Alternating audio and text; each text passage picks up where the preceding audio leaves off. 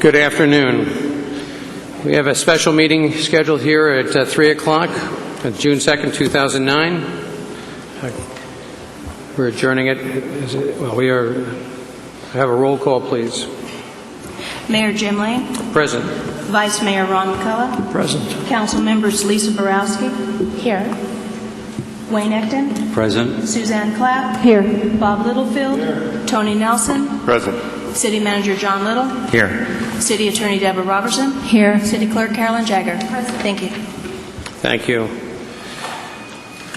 We will, for this special meeting, allow for speaking and written comments being made available on the right, the cards with Carolyn Jagger here on my right.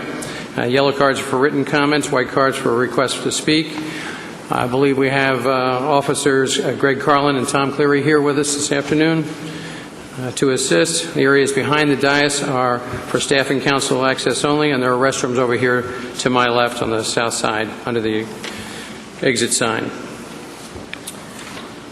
We're going to move right into the two items that we have for this special meeting.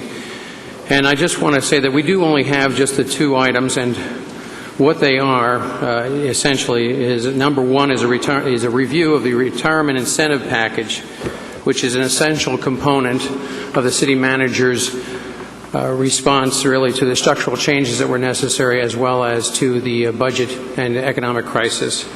The second item is the city manager's review, basically his professional relationship with the council here as his employer.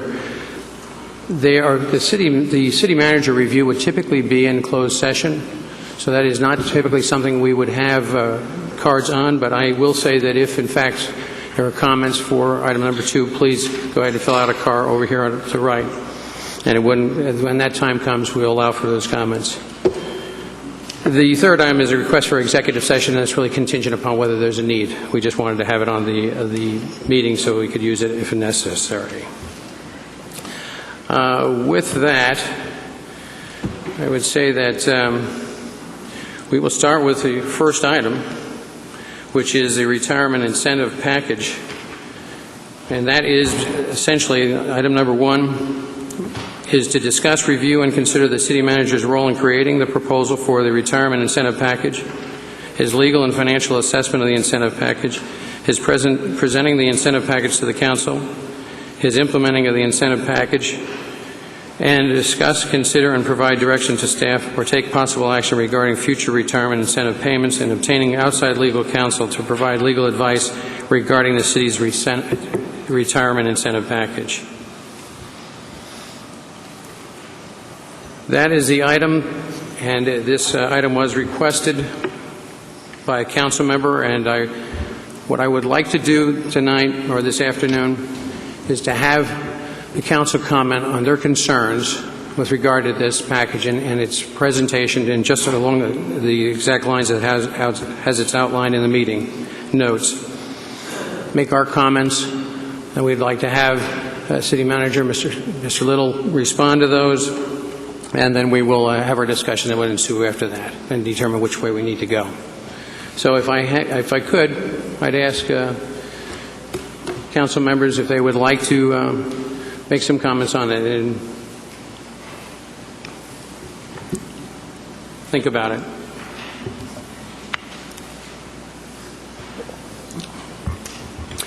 Yes, Councilwoman Borowski. Well, I'll go ahead and kick it off. Where to start? I requested an executive session originally when I learned about the retirement incentive program, which had apparently ballooned to a level that at least I did not expect. And I requested that executive session after also learning that we had several key employees that formed an executive committee. I might use the wrong term there, but several upper-level management staff who were organized to come up with this program. And 3 of those, I believe it's 7 employees, actually took the retirement incentive program. And that was troubling to me. So the reason I called the executive session, which is now an open session and a group discussion, was really to discuss with our city manager maybe a better way to communicate with the council so that we're making more informed decisions. Since calling the meeting, I've received plenty of emails, and I'll summarize them by saying that most of the emails I've received really blame the council for not understanding what it was that the incentive program would become. And to that end, I say, the buck stops with us, and I take full responsibility for that. However, the way that our city government is organized, we are charged with vesting an awful lot of authority on our city staff, our charter officers. We rely on the advice from our charter officers, primarily the city manager and the city attorney. And so it occurs to me, I've reviewed the January 20th meeting several times, and I've reviewed the council packet that we had, reflected on my notes from the entire incentive program. We were not told all of the details of the program, and not, there's probably no one to blame for that. I believe that was an innocent mistake. I really, truly do. However, my goal was to communicate to the city manager that these details, when they're costing the city what looks like an additional $9 million, especially at a time like this, should be much more clearly communicated. So, and then the secondary, as I've researched this a little bit more and learned more about the facts, the secondary problem I have with it is really the judgment that was involved. I think at the last meeting we approved the tentative budget, and it became clear that the city staff, the city manager, would be charged with cutting an additional $9 million. It's I'm sure just coincidence that that's the additional, the same figure was the additional incentive over and above what the council approved, or, loosely approved, because I know the numbers were not certain at that time back in January. But to me, it seems like the best judgment wasn't to pay $9 million to have employees leave our city and then have another, $9 million in staff cuts where we're not paying them anything to leave. It seems like you might have been able to do that more strategically, but we're not in the business of managing the city. You are. That would be what I would consider to be a concern for me, a secondary concern after I've learned more about it. Third, and I think this highlights really the problem for me, we've in essence paid or incentivized our Chief Financial Officer, Craig Clifford, the former manager of our financial services department, to leave at a time when we are arguably in the worst financial position that the city has seen, at least in recent history. Now, I understood that the retirement incentive program was designed to really eliminate positions. Clearly, we're not going to be eliminating our chief of financial services. And in fact, Mr. McCarty has already assumed the role of, I believe, interim. So, and circling back to my point one, Mr. Clifford was firsthand involved in packaging the retirement incentive program. No fault to Mr. Clifford intended, but when you look at all the facts and you look at it like that from a council member's perspective, I'm concerned. And the big message here is we're all on the same team. We're all in this together. We're all trying to find a way out of this budget crisis. This may not have been the way to do it. I defer to you, and we should be able to defer to you. But when this comes to light and council members are being told that we should have researched the facts more clearly, I don't go to work with you every day. I don't know everything you know. And if I need to do that, I'm concerned. If I need to really peek under the tent, double check, triple check your work to make sure we're not in this position, I think we've got a problem on our hands. So I'll leave it at that, and I'm sure that was a lot. I'm sure you have plenty to respond to with that, and I'll defer to my colleagues here. Thank you. Thank you, Councilwoman Borowski. Councilman Littlefield. I'll ask the city manager a question. Do you think the cost of the retirement incentive package is out of line? And if so, do you have any plan for bringing it back into line?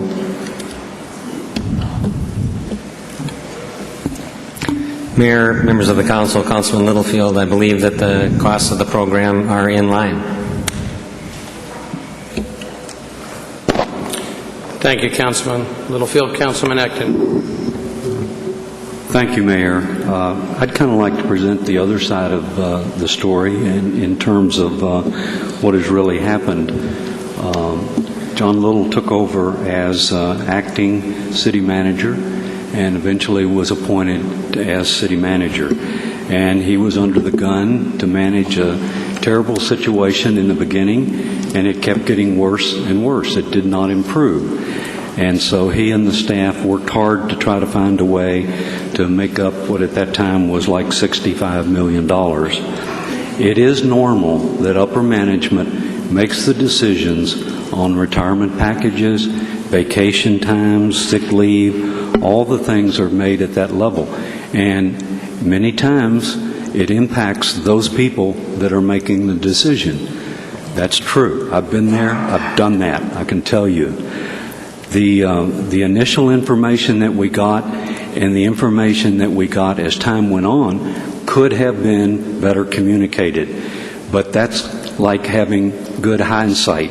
It's always that way. You can always do it better when you realize that you should have done something a little bit different.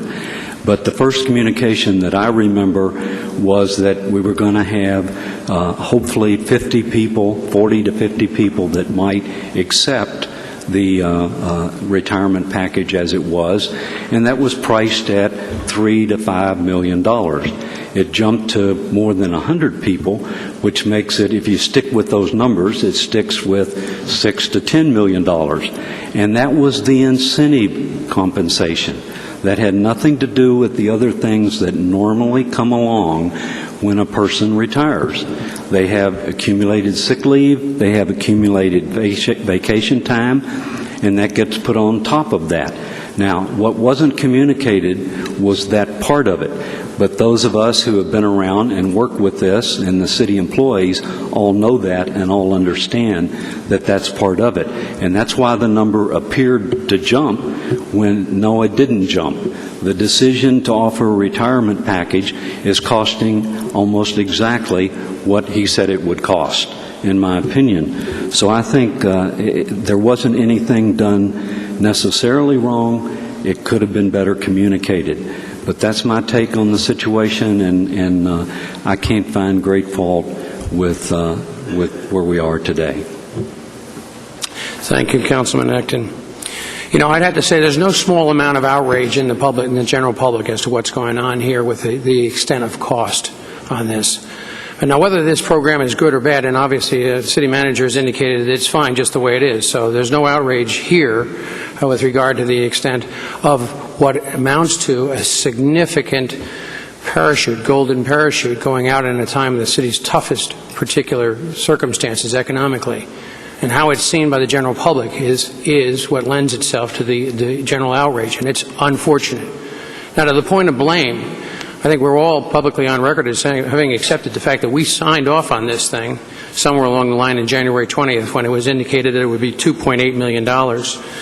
And in fact, the resolution of that date indicates an authorization for a transfer of $2.8 million. The issue and problem that I've got is, yeah, we did operate and act upon this in full faith and trust in our city manager's judgment on this and how this would appear, how it would be paid for, and how it would actually go into operation and what impact it was going to have on the city. My concern is that the process really has not been upheld. I think we have a real issue, if not by law, by perception of a conflict of interest. When 3 or 4 of those individuals that were on the group that administered this or created this device stood to gain the most, and I mean by virtue of hundreds of thousands of dollars. The look just isn't good for us or for them. And there is an ARS statute 38-503 that goes right to this issue. And in fact, we received advice, legal advice from our city attorney, when the former city manager worked in a situation where she wanted to be paid through the end of the year, and we said we had to have, in order not to violate the gift statute, we had to have a product. Otherwise, it would be designated a gift and would be null and void. That's the thing we're faced with right now. We actually have some folks that may be challenging the city on this very issue. But to the point of that conflict, that's by observation, and it may also be by law. So the legality of the gift is also an issue. And in fact, and I don't know, I'm not an attorney, but I'm also concerned about the fact that these contracts that were written and signed were all in excess, or a lot of them were in excess of $25,000. I don't know whether that ended up being covered in our initial resolution or not, but frankly, at this point in time, because of our concern, we'll likely be looking for outside legal help to determine what our risk is here, what the risk is to the city on both these counts. I mentioned the fact that the resolution 7857 authorized, this is on January 20th, it authorized $2.8 million to fund the retirement incentive program. That specific figure went to nearly $4 million. But on the overall, in subsequent meetings of changes to policies with regard to medical time, we went from no cost to the city to millions of dollars worth of costs in this particular transaction to move monies out of the city into private health maintenance accounts, which is something that we had never done before. Now, one other thing in the process, when we talk about this process, and that is that we asked, I specifically asked, on multiple occasions sometimes for the same thing, for a financial assessment and the impact on the city on these things. Never was received. Not until the media got involved did we actually get some tallies and totals on it. But the fact is, that's also a problem. When we do indicate a lot of faith and trust, and we absolutely require to be able to trust utmost, because we don't always have the questions to ask.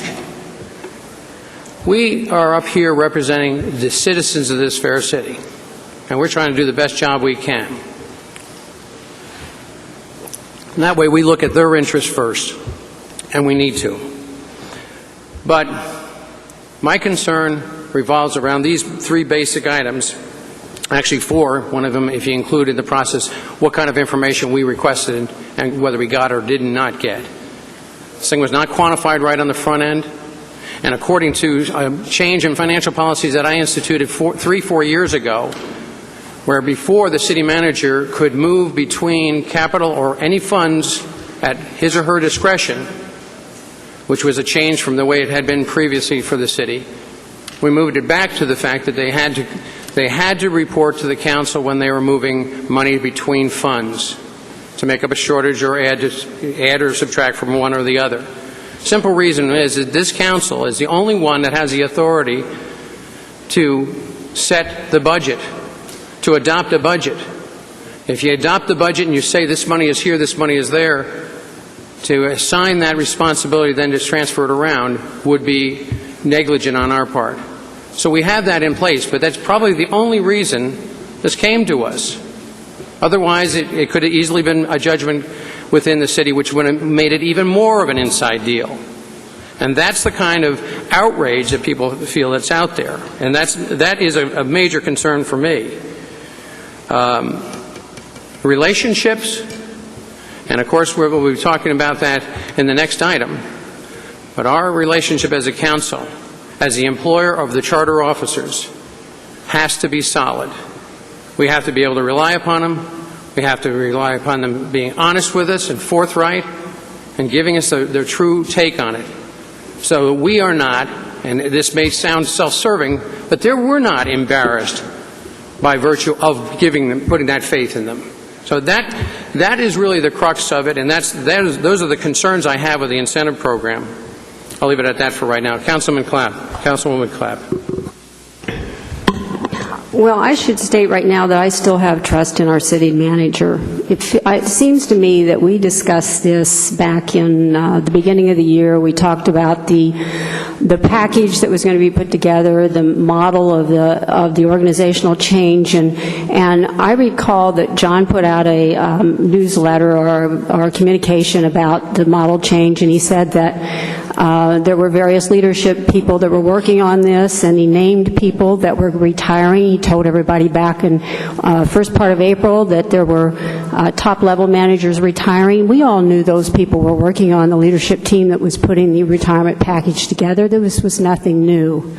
We also knew that the cost was escalating, and many of us, I heard in private conversations, say that we hoped that the retirement numbers would go up because we felt that in future years that this would save us some money. And I think that's the thing that comes back to me is it's costing us $9 million or so this year for this package. It could have cost half that if we'd only had 50 people, or actually less than half because there's more than 100 retiring.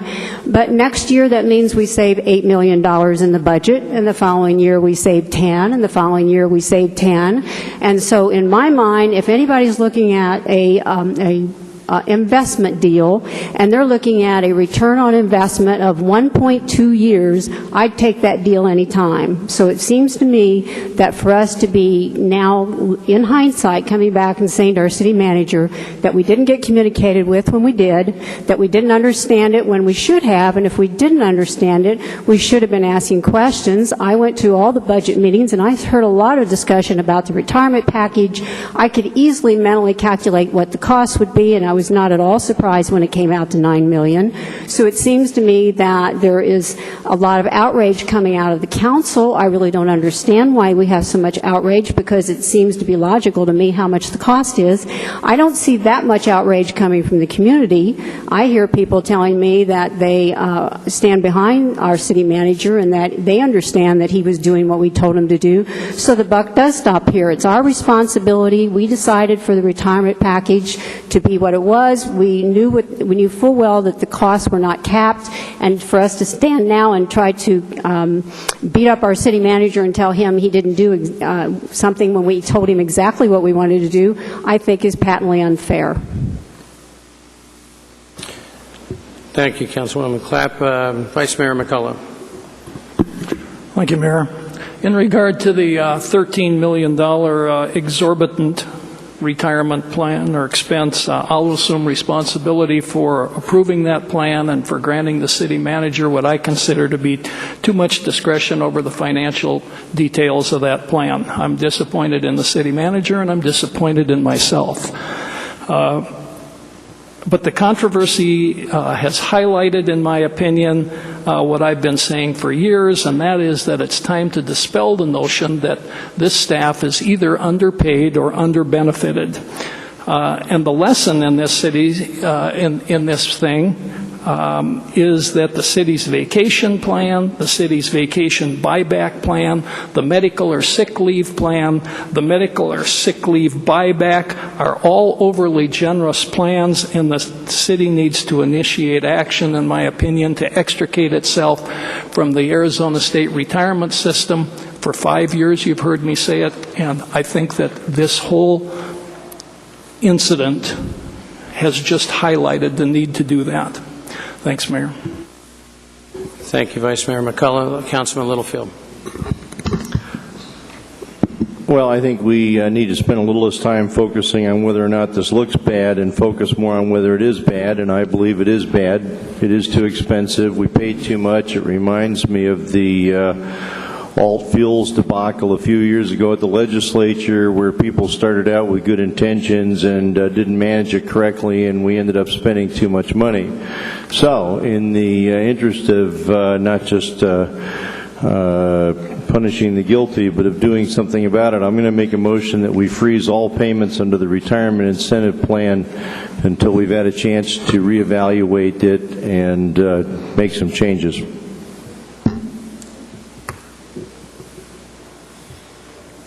We have a motion on the table. Do we have a second? I'll second that. Motion and a second. For the record, I'm sorry, Councilman Littlefield, would you restate your the motion? Basically, that we freeze any more payments under the retirement incentive plan until we've had an opportunity to reevaluate it and make some changes to reduce the cost. Thank you. Councilman Nelson, do you want to speak to your second? Yes.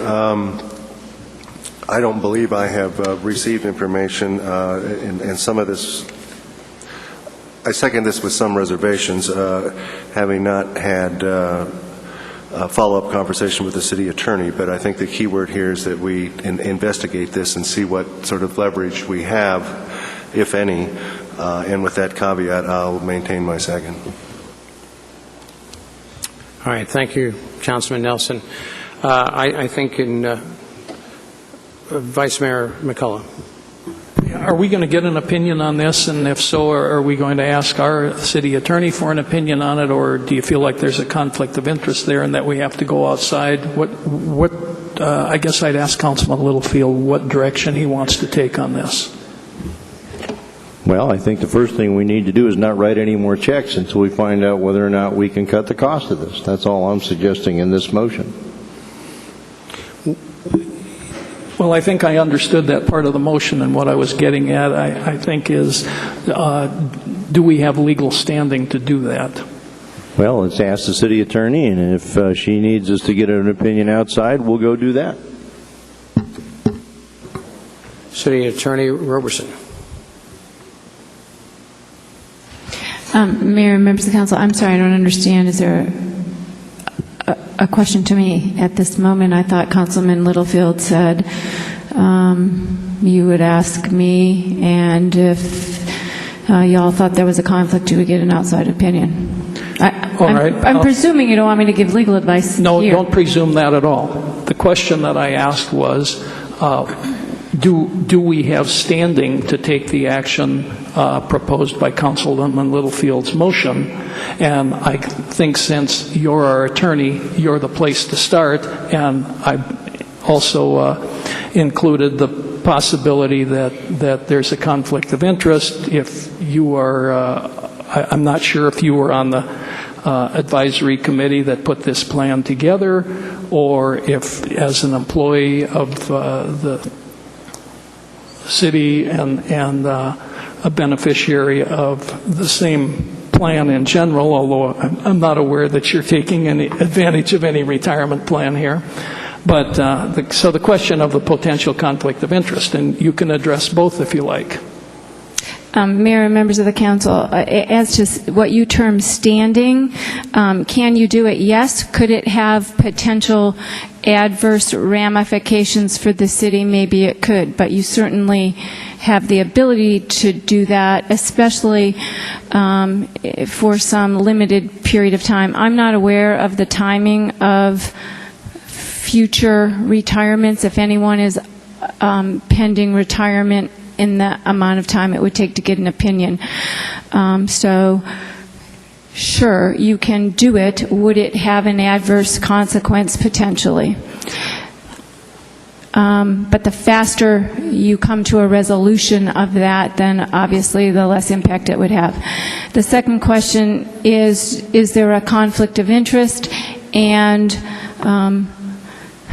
I haven't evaluated that. No, I didn't participate on the team that designed the program.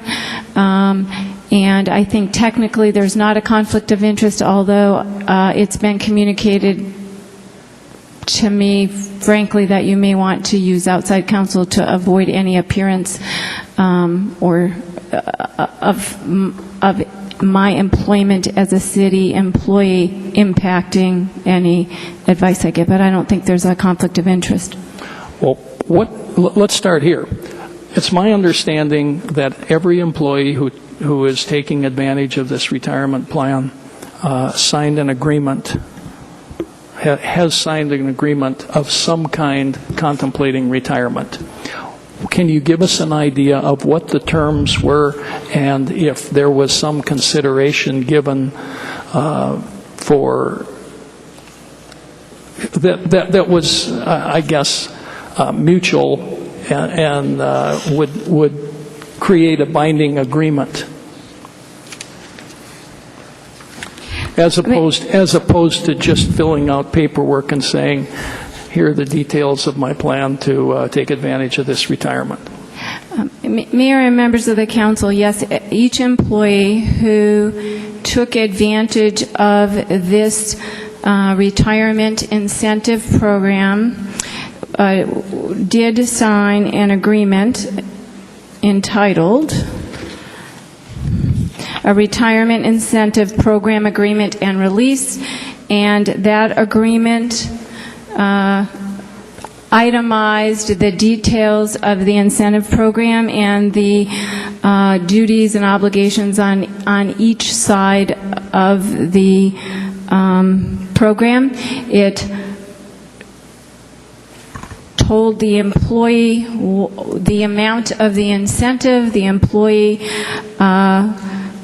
had the right to, for 45 days, to consider whether they wanted to participate in the program. They had the right 7 days after that to rescind their authorization.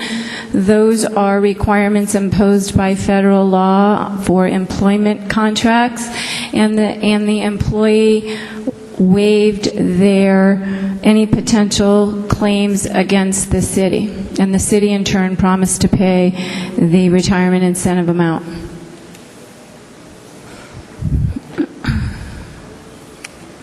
I don't have any other questions, Mayor. Thank you, Vice Mayor.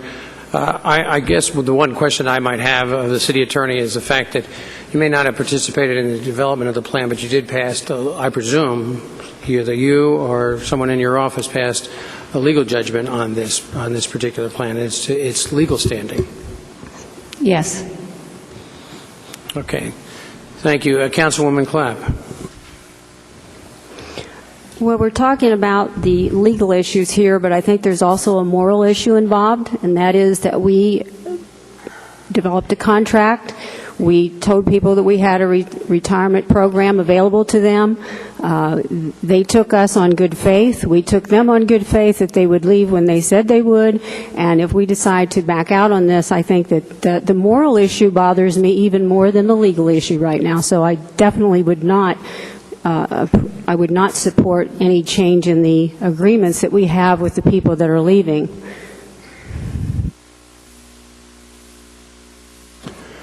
Thank you, Councilwoman Clapp. Councilman Ecton. Thank you, Mayor. Well, obviously, I will not support this. I think this is outrageous action that this motion brings forward. I think that it opens the door for a lot of alternative situations or different new situations. I think those that have signed, and I'm interpreting what our legal advice is that it was a binding contract, that those who have signed these contracts have a right for legal action back the other way. I don't know if that's true or not, but it would seem to me that is the case. There's the question of what about those that have already received the money and they're already gone. I would assume the door is closed and this action has nothing to do with them. This action, if it passes, also puts a different twist on the whole budget. And we're going to be voting today on whether we firm the budget, and I don't think we can firm the budget, not knowing what this means in terms of dollars and cents for the whole package. We're opening the door for a considerable amount of liability, I think, and I cannot support it, and I will not be voting for it. Thank you, Councilman Ecton. Just for the record, the resolution that relates to the $2.8 million that was authorized for this in 7857 impacted entirely the current fiscal year, not the new budget, or at least that's what the representations that were made in our last meeting. So that is not something that would impact the current budget negotiations, or frankly what we're authorizing today. As far as moral versus legal, I think the problem we have here is maybe on both sides of it, and it is a difficult one to contend with. There's no doubt about it. But if in fact this contract or these agreements are not legal by virtue of either some conflict of of interest statute, which we have got cited here as well, but also the the gifting clause. In both instances, these might, I know in the gifting clause, the gifting case, you're talking about being null and void, these contracts being null and void by virtue of that violation in any case.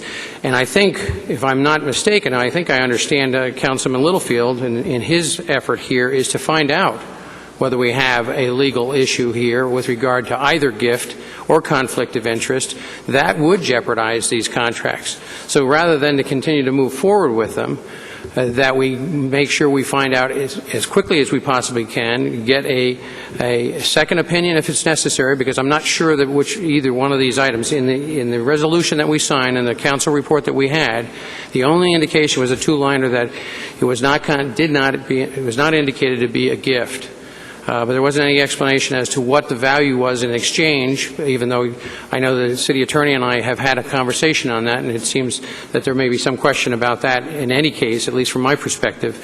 But I think really we're looking at the idea, if legally we've got a problem, then we may end up with a double indemnity kind of problem in the sense that we're going to have it coming from both directions. That's part of the issue we're talking about here, as what exposure has been placed on our plate for the city and for everyone by virtue of what seems to be a callous approach to determination as to whether we've got this covered both administratively, financially, and legally. Councilman Nelson. Thank you, Mayor. Following up on that, I had a question for the city attorney. Have you or did you have the opportunity to assess our exposure to potential lawsuits for following through this before we, I guess, drafted these documents and entered into potential obligatory commitments with our retiring employees? Mayor, members of the council, before the program came before you in January, my office looked at and reviewed, based on the same information that came before you, whether or not there was a gifts clause issue. And as reflected in the council report that night, the determination was that it did not. And so the program that came before you that you approved, we did evaluate. And then the documents that you refer to as the contracts, those were simply the documents implementing that program. Okay, and when we spoke, in the last, 48 hours or so, you said that there was a potential for a lawsuit against the city for following through on this. Can you add anything to that, or do you know any more?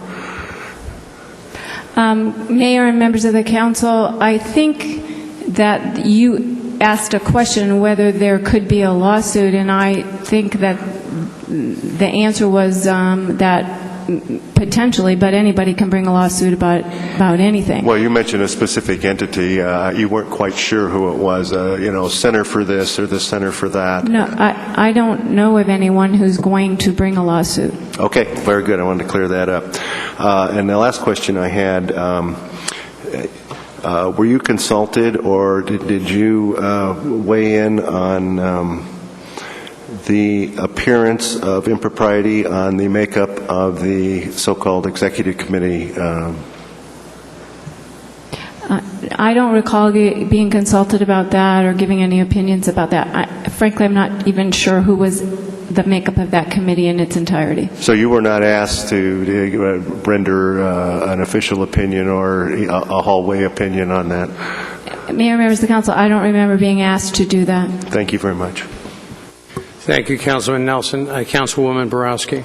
I'm going to limit my comments to the motion that's on the table. And, pardon me, Ms. Roberson, with all due respect, it's hard for me not to put my attorney hat back on, and I honestly think that your advice on this one should be much more strenuous. It sure appears to me that our city manager was expressly authorized to enter into these contracts. So I personally see from the legal side of it that we would have a potentially significant problem on our hands if we were to put a hold or breach these contracts now. So, maybe you need time to research that, but it seems like a very basic principle to me. Secondly, I do think that, we should be stuck with this. We absolutely should. We, the city staff, city management, the council. I'm sure there's no shortage of people out there that have relied and organized their lives on this ability to do this program, which I think was solidified in April. So I personally have an issue with that. So I'll leave it at that. Thank you. Thank you, Councilwoman Borowski. Councilwoman Clapp. Yeah, a couple other things. The experience I've had in the past working for a number of companies, and I've worked in companies that have had cutbacks many times, and I've experienced retirement package situations, and typically they're put together by top management, and my experience has been that many times those top management people are the ones who retire. So this is nothing new. This is something that you find in private industry quite regularly, so it's, again, nothing shocking to me. But I would like to mention that the mayor said that he didn't feel this action would have any impact on next year's budget, and I definitely think it would, because this package, we have to keep remembering that it's costing us money this year, and we're saving money next year. So if we take an action to try to unwind this whole deal, we are basically not going to save approximately $8 million next year, and that means that we have dug ourselves into a bigger budget hole than we are right now. Thank you, Councilwoman Clapp. I would say that if the entire thing were shut down, you'd have both sides of that transaction. It wouldn't. My comment was really going to Councilman Ecton's comment that what we were dealing with tonight, necessary an authorization, it would be affected, and that it wouldn't. And if we shut down both sides of it, if that were even possible, then you'd have both sides of this transaction. Have a plus on one side and a negative on the other.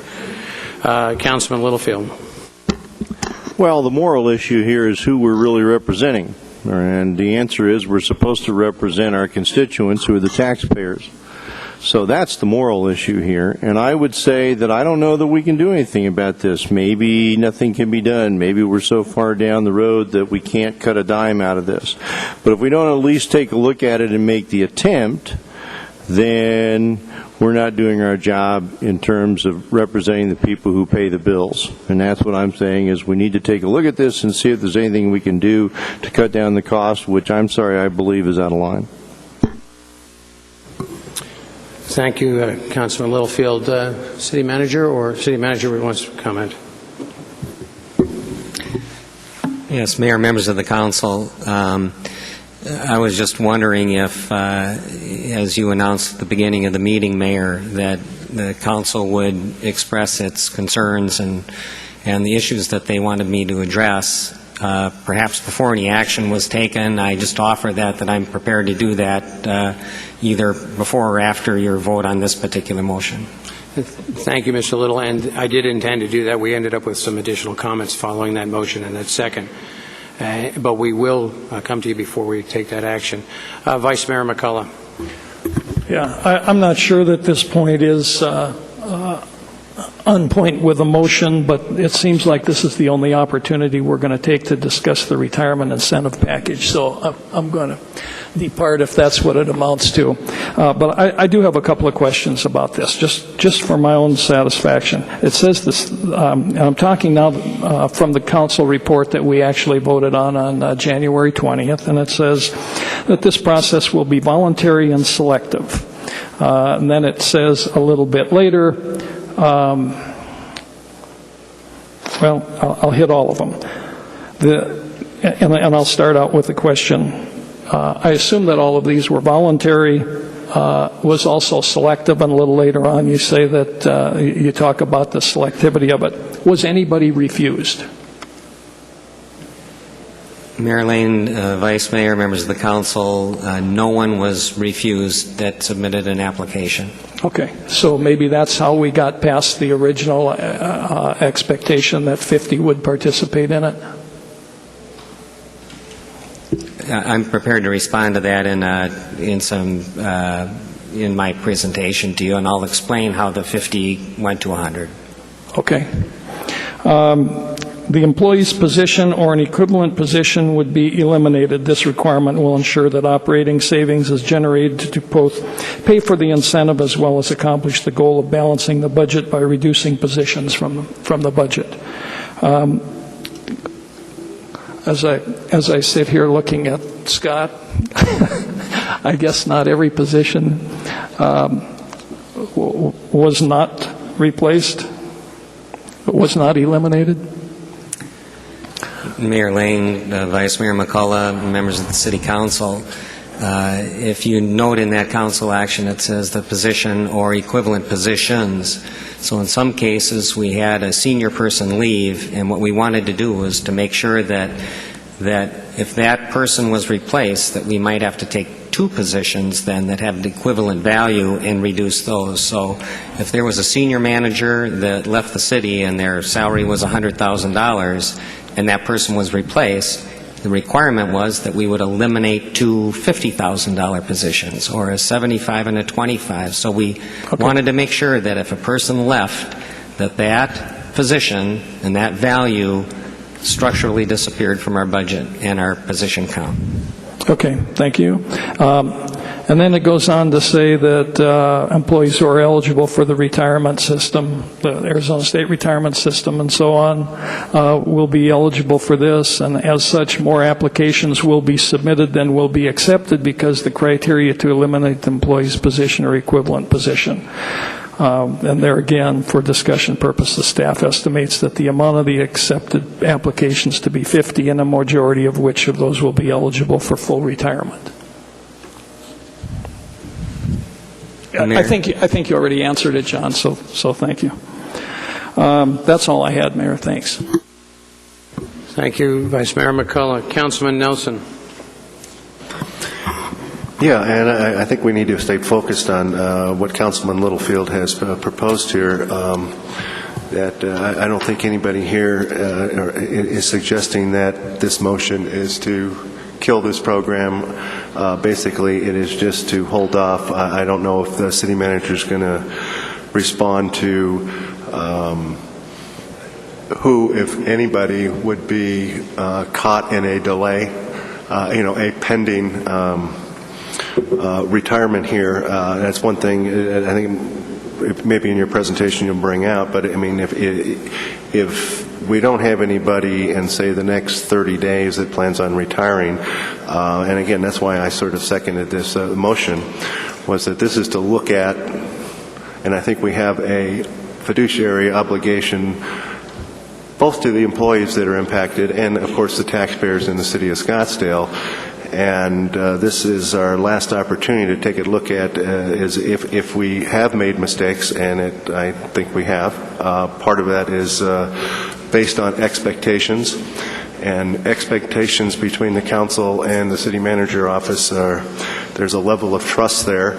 And I'm not suggesting anything insidious has gone on, but I think that there could have been better communications, and I think there were expectations of better communications when Mr. Little was hired on, both as interim and permanent city manager.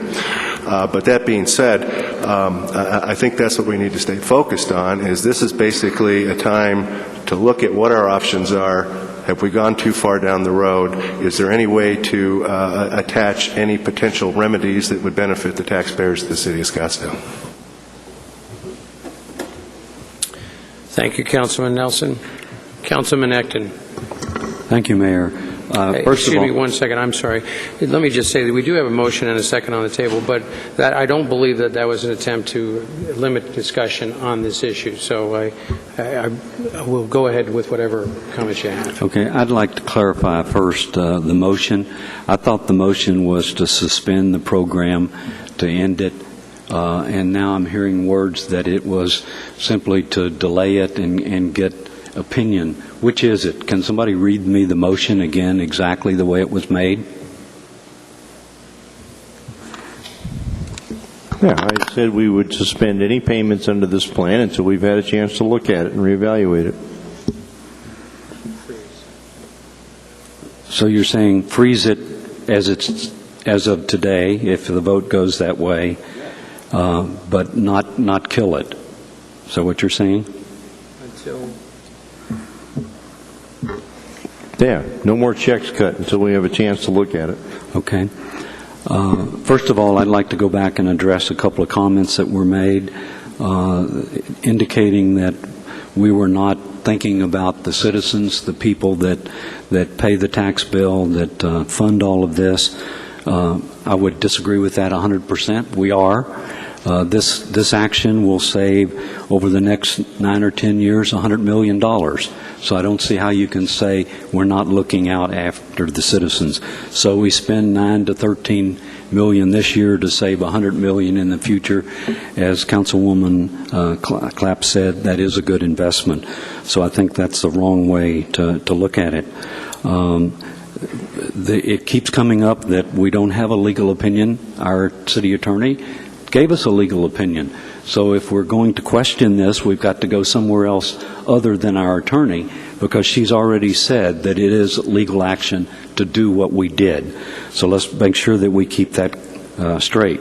It would seem to me that the most appropriate action tonight is to not vote on this and to ask our questions in terms of the legal aspects of it, get those answers, and then decide what we want to do rather than taking action tonight. I don't want us to take action if somebody is due to retire next week, that we suspend that, and it opens the door for liability for us in that respect. So I would prefer that we asked the city attorney and the city manager to address the legal issues and get back to us. I think, as I said when I spoke in the very beginning, I agreed, again, totally with Councilwoman Clapp. I've experienced this. I've dealt with it. I've been involved in actions where upper management made an agreement to early retirement package. Those kind of things are legal. They happen all over the world. And there's nothing unusual about that, and the people making those decisions are many times involved in benefiting from it and sometimes being penalized by it. Upper management makes decisions about salary levels, salary ranges, and it impacts them. So it works both ways. This may be an extreme case in terms of the amount of money involved, but in other cases it isn't. Being involved in a major corporation, there are a lot of compensation packages for upper executives, and I have seen a case where several times where bonuses were decided not to be paid. And those bonuses, who do you think those bonuses for? They were for the people that were making that decision. So it does cut in both directions. So I just think we're going about it too late, number one, and in the wrong direction, number two. And I think we should leave it until those issues are resolved. Thank you, Councilman Ecton. Councilwoman Borowski.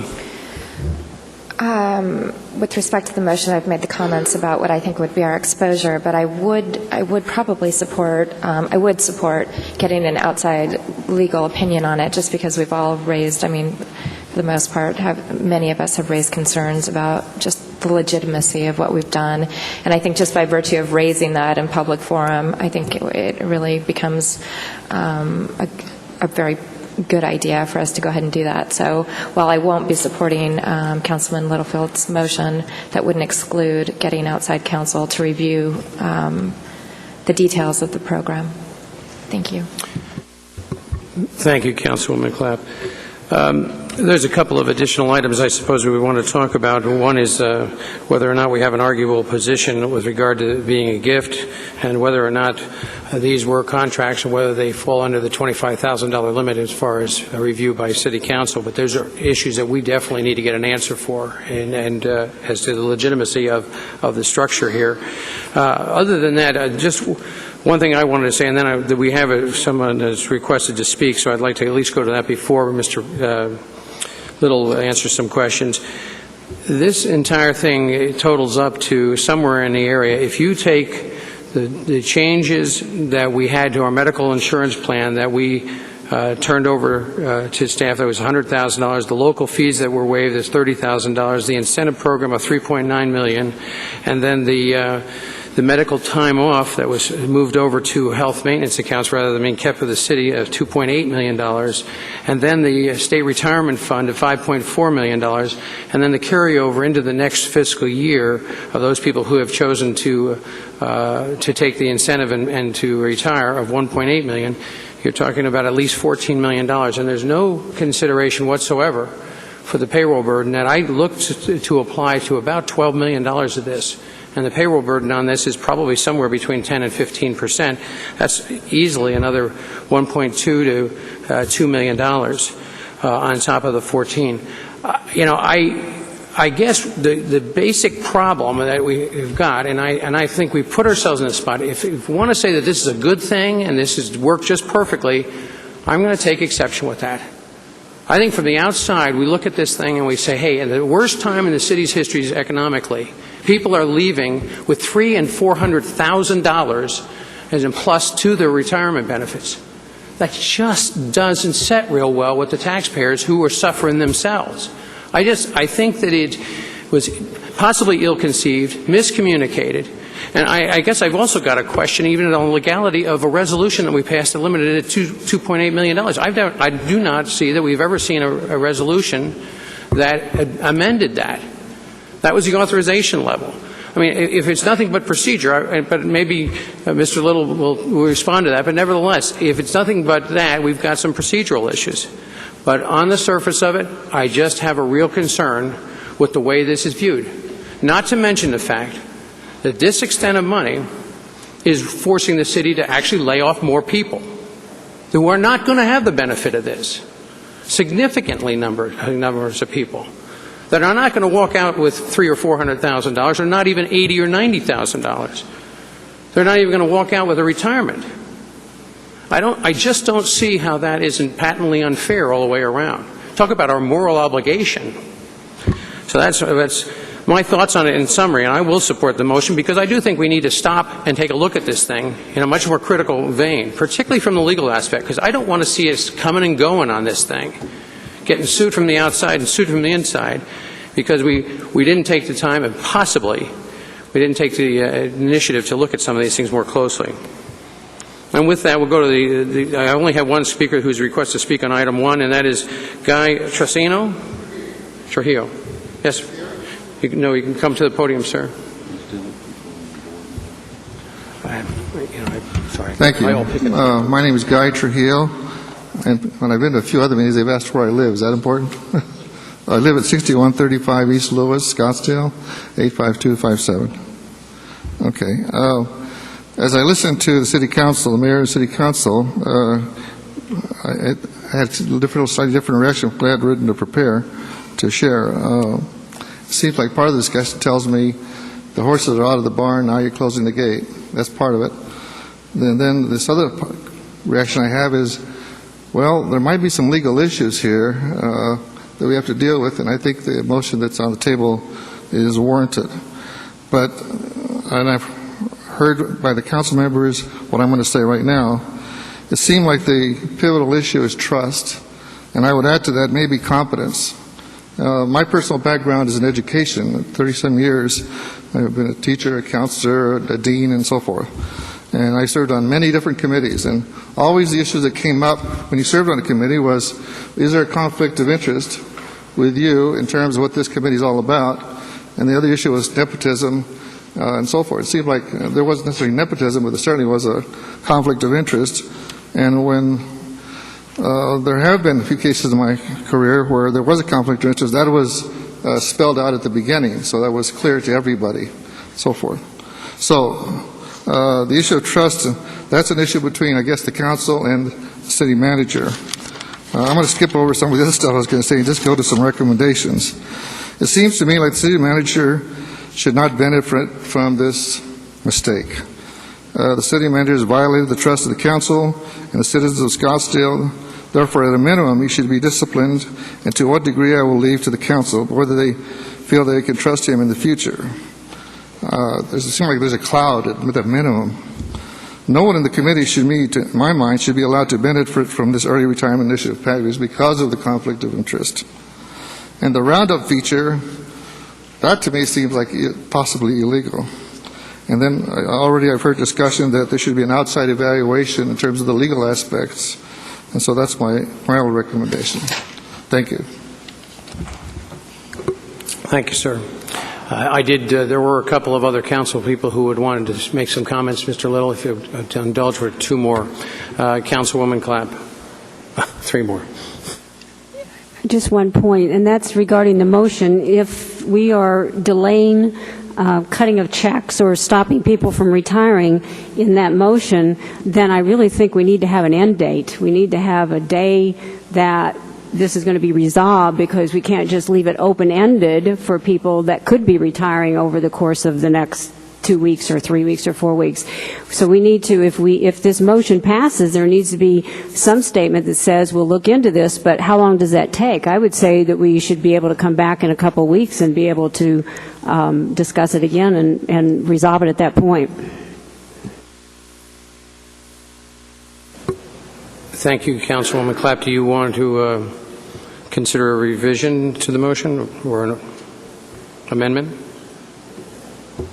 Were you suggesting an amendment, and would you ask the maker if you would like to ask the maker, or? I don't want to necessarily amend it because I don't agree with it, but I'm just saying if we're going to have a motion of that kind, then we need to put a date on it. We need to have some end date in mind so that what Councilman Nelson said won't happen. This could kill the whole program by just leaving it open forever and never resolving the question. I understand. It wouldn't change your position on it, though. Okay, thank you. Councilman Littlefield. So how long would it take to get an outside legal opinion? Mayor and members of the council, it's difficult to speak for someone else, but you'll need to retain them and get an opinion, but I think 30 days, maybe 15 days. I don't know who would be retained or what is on their schedule, but I would think in 30 days you should be able to get an opinion, but maybe even as early as 2 weeks. Okay, I'll amend my motion to put an outside limit of 30 days on it, if the seconder is okay with that. Well, I think that is the number that I mentioned, and I think I'm the next one to speak, and I just had a question relating to... Councilman Littlefield. Yeah, I would just... Okay, so you're okay with seconding that change, right? Yes. Okay. The only other thing I would say, I did have the thing up here, is that Councilman Ecton referred to the $100 million we're going to save. Well, the estimates of what this was going to cost were way off. So I'm not sure how much, if anything, we're going to save, and that's another thing we need to evaluate, another reason. Now, as of yesterday, of the $14 million that we think this is going to cost, and once again, that number, who knows if that's even really true, 10% of that's already been paid out. So if we don't stop cutting checks, the longer we wait, the more we're going to have go out the door that we may find we don't have to do, and that's why we need to suspend payments until we get the opinion to see if we have something to do about it. And there's a huge number of issues that haven't been dealt with here. Another reason we need to not be passing out any more money. The question of whether or not there was a conflict on the committee that put this together, the question of decisions that were made, the propriety of those decisions, such as the decision to give people a year's credit for 1 week of service. I mean, that stuff all needs to be looked at and wasn't part of the original council report. And for us to continue passing out this money while those issues are unresolved, I think is a mistake. So I'm fine with putting a limit on it with 30 days, but I still think we need to not just get the opinion, but we need to not pass out any more money until we've gotten that. Thank you, Councilman Littlefield. Councilman Nelson. Yeah, this is just a real quick question, but when we went through the discussions on whether we should, we had an ethics committee, okay, and then when that was all resolved, was there not a provision for a body or a group of retired judges to deal with some of these issues that would be available on? Mayor and members of the council, you're talking about the ethics code that applies to public officials who are elected and appointed officers. That process is not applicable to employees, but... Oh, I understand that, but their expertise could be applicable to some of the questions that were raised here tonight. Certainly, judges have, familiarity with various aspects of the law, whether their ethics expertise or not. I don't know. The judges that were chosen for their judicial background. Okay, and I guess the question is, would that expedite this process if their opinions would address the issues we are discussing tonight? Or do we have to have a lawyer as opposed to a judge? I'm just trying to, 30 days, that may seem like it's a short amount of time or a long amount of time, depending on where you are in the process, and I'm just trying to get this thing done as quickly as possible with the most accurate information we can get back. Mayor and members of council, I agree moving quickly is imperative, and I think the fastest is to retain an attorney to give you a legal opinion. Thank you. That's all I wanted to know. Thank you, Councilman Nelson. Councilwoman Borowski. The way that the retirement or retirees are structured, is there a set date for everyone who's going to be retiring? Mayor Lane, members of the council, Councilman Borowski, yes, each employee signed their agreement specifying a special date that they would agree to depart payroll from the city. So that wouldn't be subject to change based on whatever we decide here today, except for if it were suspended, of course. Like, there wouldn't be a rush if we didn't suspend it. What I'm getting at it is there wouldn't be an opportunity for everyone to say, I'm going to take it today, instead of wait until my 30 days from now. Mayor Lane, Councilman Borowski, members of the council, there would be nothing to preclude employees from moving forward and moving their dates earlier. They just can't move them past September 19th.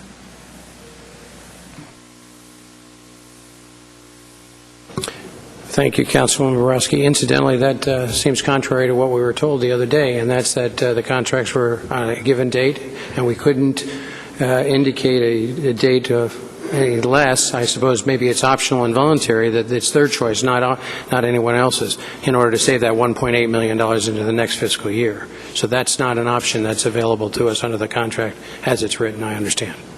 Is that correct? I'm going to ask Laverne to come up, but yes, each employee has signed a contract that specifies a specific date. Laverne, what type of flexibility do employees have on moving that date? Mayor and members of the council, there's nothing in the agreement that would preclude individuals from requesting to have the date changed. But there is a restriction having the city have the date changed. The city would not change the dates. The city could not change the date? Employees have, under the agreement, employees have agreed to a date. We have agreed with the employees to the date that they've identified. So they could change it to a later date, but not further than September 18th, but we could not. The city could not change. We could not. We've agreed and signed that the date that the employee chose was the date that we agreed to. Okay, then there was no misunderstanding. That was the same thing that was mentioned the other day. Mayor, may I go back to that question? Certainly. Yes. Sorry. So I'm unclear. If they can move it earlier, it sounds like if they've signed a contract that we could hold them to that date that's been agreed upon. Well, there's nothing in the agreement that says they could not request to have the date changed. Well, the opposite of that, there's probably nothing in the contract that says the city couldn't change it. Is that right? The city attorney wants to respond to that question. Mayor and members of the council, the provision in the agreement relating to the date that they'll retire says that the employee has requested to and agrees to retire on X date. The date is filled in the contract, and that the employee will take all actions necessary to coordinate with the retirement system to effectuate retirement on that date. And then it goes on to say the employee will coordinate with HR to ensure retirement on the scheduled date, and the employee will in any event retire not later than September 18, 2008. And that's the totality of the date language. Well, I understand that to mean that that's a firm date, so inconsistent with what the city manager just said. I don't see that the employees would have an opportunity to accelerate that. Mayor, members of the council, I think if an employee wants to change the date and it's not due to problems coordinating retirement with the retirement systems, that it requires a new agreement. Excuse me, and Mayor Lane, members of the council, Yes. it's very likely that if an employee did request an earlier date, we might very well sit down with them, because the objective of the program would be to have employees to accelerate attrition, and so the earlier they leave, the more savings there are to the city. It would seem, based on this discussion, that that would not be a good idea to accelerate them.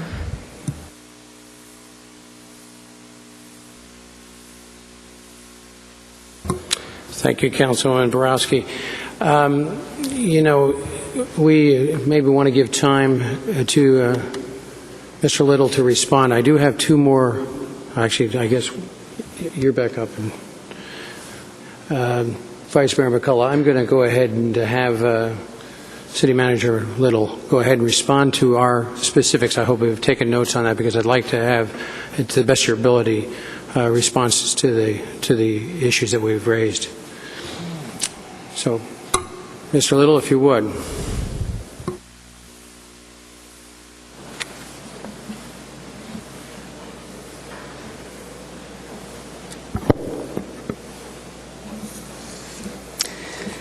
Mr. Mayor, members of the council, this item, retirement incentive package, begins with Councilwoman Borowski's interest in understanding the city manager's role in creating the proposal for the retirement incentive package, my legal and financial assessment of the package, my presentation of the incentive package to the council, and the implementation of the incentive package, and that constitutes the text of the remarks that I'm going to provide. And I think that I will highlight the specific questions that the council had as we go through the presentation and highlight each one of those. If we could start. Thank you, Brian. And so, in addressing the city manager's role in creating the proposal, I think it's really important that we cycle back the clock to when I became acting city manager. And the direction of the city council at the time was to fix a morale issue that the council believed existed in the organization. We had conversations about my efforts to develop community trust and to get out into the neighborhoods and meet with neighbors and citizens that hadn't been regularly and routinely engaged with. City council said, don't be a seat warmer.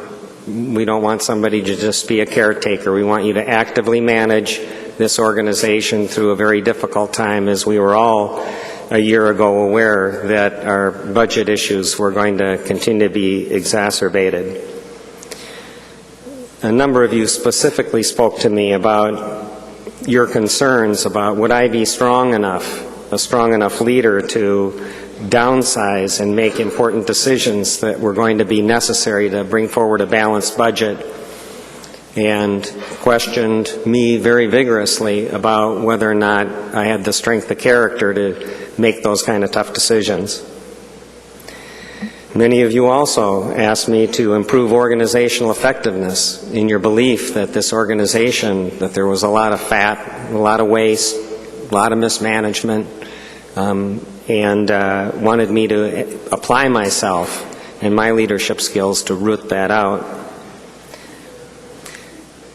A number of you also expressed an important concern that I communicate evenly with the City Council, that some council members had information previously that others didn't, and you wanted me to be even to make sure that my communications with the council did not show any favoritism or special interests. You also wanted me to address top-heavy bureaucracy. In fact, Mayor, on December 30th, you and I met with a couple of your associates at the time and specifically said that this organization is top-heavy. You produced a document that identified 9 levels of management, and you said it would be your interests as mayor, as incoming mayor, to make sure that we flatten that organization and shrunk this organization down to a more efficient, a leaner machine that was better at decision-making and didn't require the number of managers that we had in place today. So we went out, we met with employees, which is the first thing you should do if you're a leader of a large organization, and you ask for their help. You ask them, you tell them what the challenge is, that we're going to have to reduce the budget, that we're going to have to find ways of doing things better, and you engage them because you need them, not just short term, but you need their minds and their hearts over a long period of time to engage all of us in this effort. We instituted a hiring freeze. We began preparations for restructuring. And once again, Mayor, that was a specific request of yours. You wanted a restructured organization, and you wanted it back to the City Council at the beginning of April. We began preparations for budget cuts, looking at a looming $45 million deficit in fiscal year 08-09. We began to survey best practices and looking at what other cities were doing to manage their budget shortfalls and what they were doing to downsize their own organizations. And as part of that effort, we looked at the City of Phoenix, which they had a retirement incentive program, and all of these have been implemented. 2% of base pay for each year of service, or City of Tempe, 1% of base salary times the number of years of service, and 3 months pay at base rate, 100% of the sick leave to a maximum of $50,000. Peoria, 1 week base pay for each year of service up to 10 years, 100% vacation payout, 75% sick leave payout, and once again a Glendale approach that works off the base salary. Additionally, private sector employers, we looked at private sector employers, and I might tell you that Target Corporation has the exact same program that we offered our employees, 1 week of pay for every year of service with no cap on that. So we looked at the private sector, we looked at the public sector, and we began to look at best practices on how we were going to downsize our organization and accelerate attrition, which is the very fastest way to begin to save money. We eliminated merit increases, we eliminated the superior pay program, we eliminated cost of living increases, we eliminated executive pay increases, we sustained structural changes. And those were issues that the City Council asked us to take a look at. And I recall the Citizens Budget Commission even asked us to look at structural changes. We cut internal services. We reduced department budgets by $16 million. We reduced staff pay across the board by 2%. And here's where we come to the early retirement program.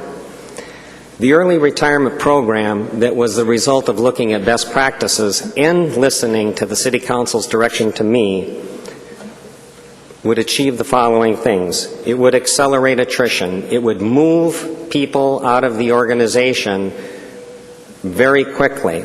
It would allow us to target senior level executives, because this program dealt with years of service, and most people with many years of service that would be eligible had tended to risen through the organization. And so indeed, what did we find? We found that 48% of all the people that applied for this program were managers, supervisors, and technical people. We used this program to weed the garden, if you want to use that term. I choose to use it, as a way of paving the way for restructuring. When we talked about restructuring and building a sustainable organization for the future, we needed people at the high end of this organization to have those positions vacated so we could create a new structure. We could go from 16 departments down to 8 departments. We could flatten the organization from 9 levels to, perhaps 4 levels. And that strategy was direct result of your directive to us for restructuring this organization. The early retirement program begins immediately generating long-term cost savings the minute a person walks out the door and we pay their salary no longer. Those positions were structurally, permanently eliminated. We never pay that person's salary again. The early retirement program also required that we provide a length of time from when they made their decision. You made your decision about this program, voted unanimously 7-0 on January 20th. The program closed down and stopped taking applications on February 20th. We needed from February 20th to begin evaluating all the applications that came in to determine whether or not we could let someone go, and if we couldn't immediately, how would they transfer what they know to employees that would be left behind as we eliminated their job. We lost 2,200 to 2,500 years of service to this organization. We also wanted a program that was consistent with our core values. Some of the people that applied for this program had been here 15 years, 20 years, 25 years, 30 years. And the organization and the people that are left behind, they'll watch an organization to see how it treats its people that have given their lives and their careers to the city. And if they see them treated badly, they'll know what might be in store for them. And so showing caring and compassion for others, one of our core values, came to play in picking the right incentive that would allow us for people to respectfully leave the organization and begin to save the city money immediately. Right. So what were the results of this program? I'm not painting this in better light than it is. These are the facts. We've reduced the payroll $17.3 million alone since in the fiscal year 08-09. This program allowed us to contribute to reducing staff positions by 210, or 8% of the workforce. The restructure plan endorsed by the Citizen Budget Committee, approved by 7-0 by the City Council, was a key element of getting this organization flatter and smaller with a lot of the high-priced talent moving on to other careers and other futures. They made those decisions based on assurances from the city and based on an assurance from the City Council's authorization and actually exuberant vote, which you directed us to move forward very quickly, that this was a good program. So we started doing things internally to encourage people to start enrolling and enlisting in that program. We sent out a constant stream of information saying, this city is going to, in order to manage its budget, we're going to have to lay off employees. You can take the early retirement offering, or you can roll the dice, but you may well be laid off. So this is your opportunity to throw your hat in and say that you would like to apply for this program and that you would have your position eliminated. We also moved forward and met the budget deficit that we forecasted, $45 million in 08-09, $20 million more in 9-10, and our efforts continue to address the $9.5 million target that we have for the coming budget year as well. So the early retirement program facts, what was so appealing to people? How did we do it? And it was a very successful program. You'll notice my own note here. It says, note the ethics. And I feel a compelling need to address this because we've been talking about ethics. You've been talking about ethics tonight. The ethics of my senior leadership team, and in the newspaper, my own personal ethics and what my own motivation was for bringing this program forward.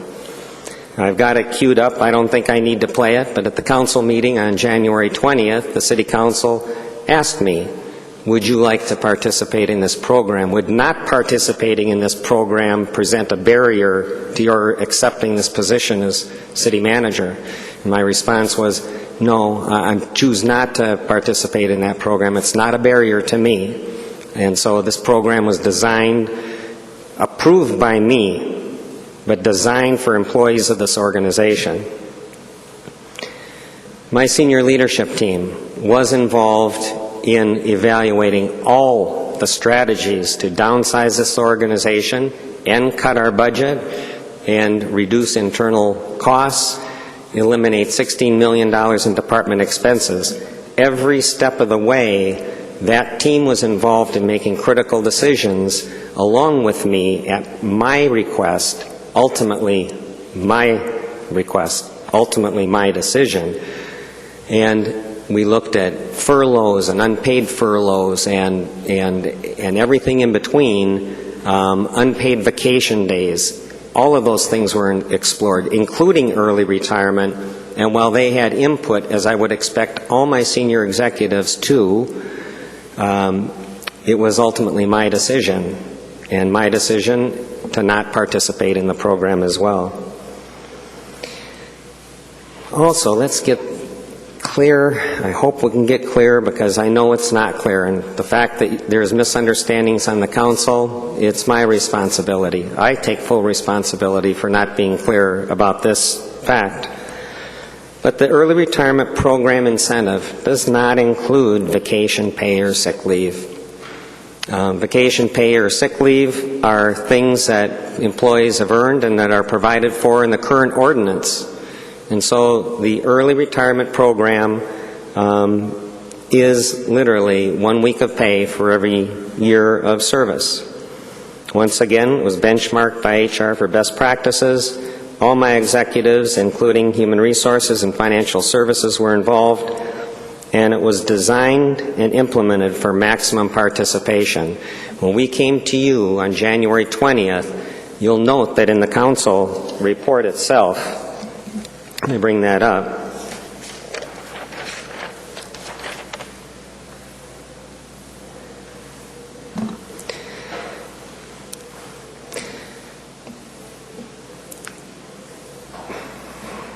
It says, if I can get my arrow working here. It's not. It says, to illustrate as mentioned above in this paragraph, assume the city accepts 50 applications and all of them retire by the end of the current fiscal year. The retirement incentive cash outlay would be an estimated $2.8 million, and that's why $2.8 million was included in the resolution in the current fiscal year. However, an estimated $3.8 million in salaries and benefits would be eliminated from our budget. So it's clear in that narrative that we are just using 50 because we have never offered a program like this at the city before. We didn't know how many there were going to be. In fact, we looked around and talked to our senior leaders and our department heads and employees, and initially, at the very beginning, we thought we'd be lucky if we got 30. And then 50. And then when layoffs became more real to people and they started taking seriously the fact that we're going to reduce the budget, they started to come to the program and ask questions and fill out applications. And we did. We went from thinking there might be 30 all the way to 119 applications, I believe, ultimately. Ultimately, 101 city employees were accepted into the program. But that's a good thing. Our expenses, and I acknowledge this, and I know that that's a concern of the council, our expenses went up higher than our example. Not what we projected, higher than our example. But guess what else went up? Our payout. The cost savings to the city. 101 positions eliminated from the budget, yielding $8.9 million in salary savings, not just next year, or the year after, or the year after that, but forever. Those positions are structurally removed from the budget. So over a period of 10 years, we would have a number that would approach $100 million. I don't want to quibble about that, but it is the $8.9 million is hard dollar salary savings. What we didn't even include in that is that an employee that leaves with the early retirement program, they don't need an office anymore. They don't need a computer anymore. If they drove a car or a truck for their work, they don't need that piece of equipment anymore. We don't need to budget travel and training and stamps and all those other things for that employee. You can figure roughly $10,000 in support for each employee that walked out the door, which easily brings us to about $10 million a year in savings, the result of this program. So if we look at the costs escalating from the example that we used, yes, they did, as did the real savings to this community and this organization. Doing this type of downsizing through early retirement and the $100 million over 10 years that would accrue allow us to, once again, impact citizens last and least as we look forward to the inevitable, which is more budget cuts, more staff layoffs as we go into the next year and beyond. Brian? Did we look at the gift clause issue? That was one of our questions that the council raised, and the answer was yes, and you saw that in the council action report that the city attorney determined that we at least gave us the green light and said that they didn't believe that there was any issue with that. We also had a 45-day period, and this gets to the responsiveness in terms of our communication with you, and I know that that's a big issue. I apologize for my part, in not keeping you up to date as we went through this program as costs continued to escalate. Two issues. One is there was a 45-day period that began on February 20th. That was a time that employees would go home to their families and talk about, honey, can we do this? Can I get by on my retirement income? They were meeting with financial people. They were discussing this to see if there was a way that they could do it. They had 45 days to work with their families, financial advisors, and others before they signed the paperwork. Once they signed the paperwork, there was another 7-day period, which legally, I believe, we're advised by the attorney's office, you have to give people in case they had buyer's remorse and wanted to get out of the program. And so there was a period of 52 days that we couldn't reveal people's names. There were personnel actions involved. They didn't necessarily feel comfortable.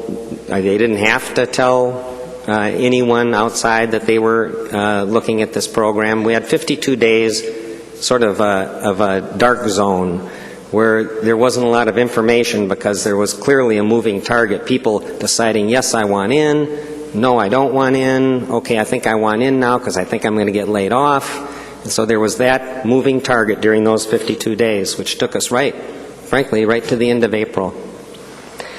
In my budget transmittal letter to you on, I believe that was April 15th, we indicated to you, while we didn't give names, we said we've got 100 people. We've got over 100 people that have expressed an interest and applied for this program. Once again, I think it was another council question that we said yes to those people that applied only if we could eliminate their position or equivalent positions. The city manager had to approve each and every one of those. We also said that nothing would remain undone if that person left. We had to make sure that the people left behind in the workplace could carry on the critical work. That meant that, and that's when people talk about was September 19th important, it was very important because some jobs people actually had to train in and are doing it right now as we speak. They're training in the people that will take on their work as they leave the organization. There was no cap. We decided, just like Target, we said, we're not going to cap it at years of service for the simple reason, once again, that we're a values-driven organization and we try to treat all employees consistently. If I'd served the city for 15 years and we capped it at 15 years of service, then I would enjoy the full benefit if I'd get 15 weeks pay for that.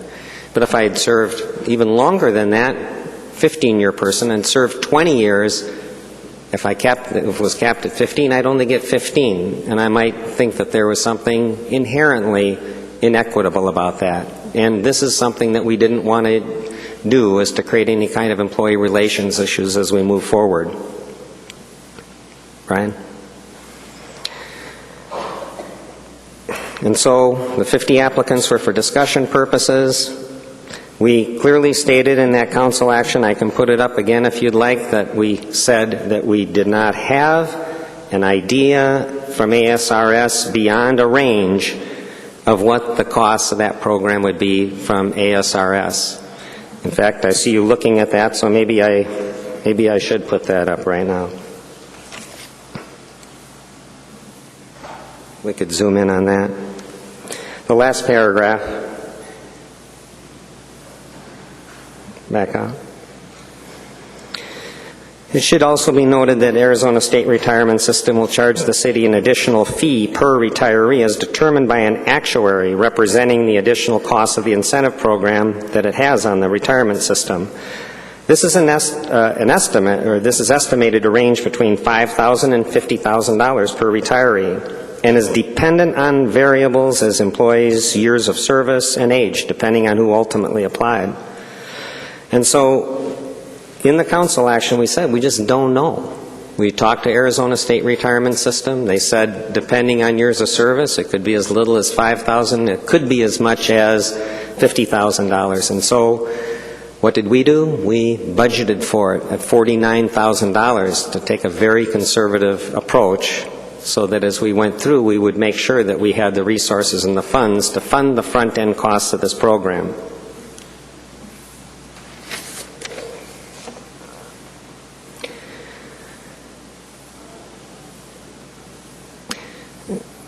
The result of that meeting, and if there was an error, let me explain perhaps what one of our errors may have been. If we were to replay the council tape, which I don't want done, but the comments were very enthusiastic from you, very, very affirming. This is a good program. This is exactly what we need to be doing. This is something we need to move forward with. I like it because it's a structural change. It downsizes our organizations, and savings start to accrue the organization right away. As a result, we went out, and the very next day after that council meeting, we made applications available for people to do this. And so we were, in a period of time, if you recall back to January 20th, we were trying to meet our $45 million budget deficit. We knew we had a $20 million target. We were laying off people in the organization. We were introducing an early retirement package. We were restructuring this organization from top to bottom. There was a lot going on. And I apologize if I was remiss in keeping you up to date on who, which I couldn't do until the 52-day period was up, but how many people were involved in the program and what the costs were looking like. It's because I just didn't know. And even today, I still can't tell you what the cost from the Arizona State Retirement System will be. Their actuaries had indicated to us that they won't be able to do that until they process each and every one of those retirements. Nothing unethical happened. For anybody that's known me in this city, that I've worked here for a quarter of a century now, I would never, ever do anything that was constituted hiding the ball. This is a program, if you can't tell from my demeanor right now, I'm standing up with a straight back. And Councilman Littlefield's question to me earlier, do I feel that the costs were in line? Absolutely I do. I'm hoping that 10 years from now, $100 million in savings from now, that I'll be able to see through clearer lenses. But this is a good program. I'm proud of it. I'm proud of the way the city employees responded to it. If only 30 or 50 had enrolled, we'd be laying off a lot of people or reducing critical services and programs. As it is, these positions disappear. They go away as those people leave the organization.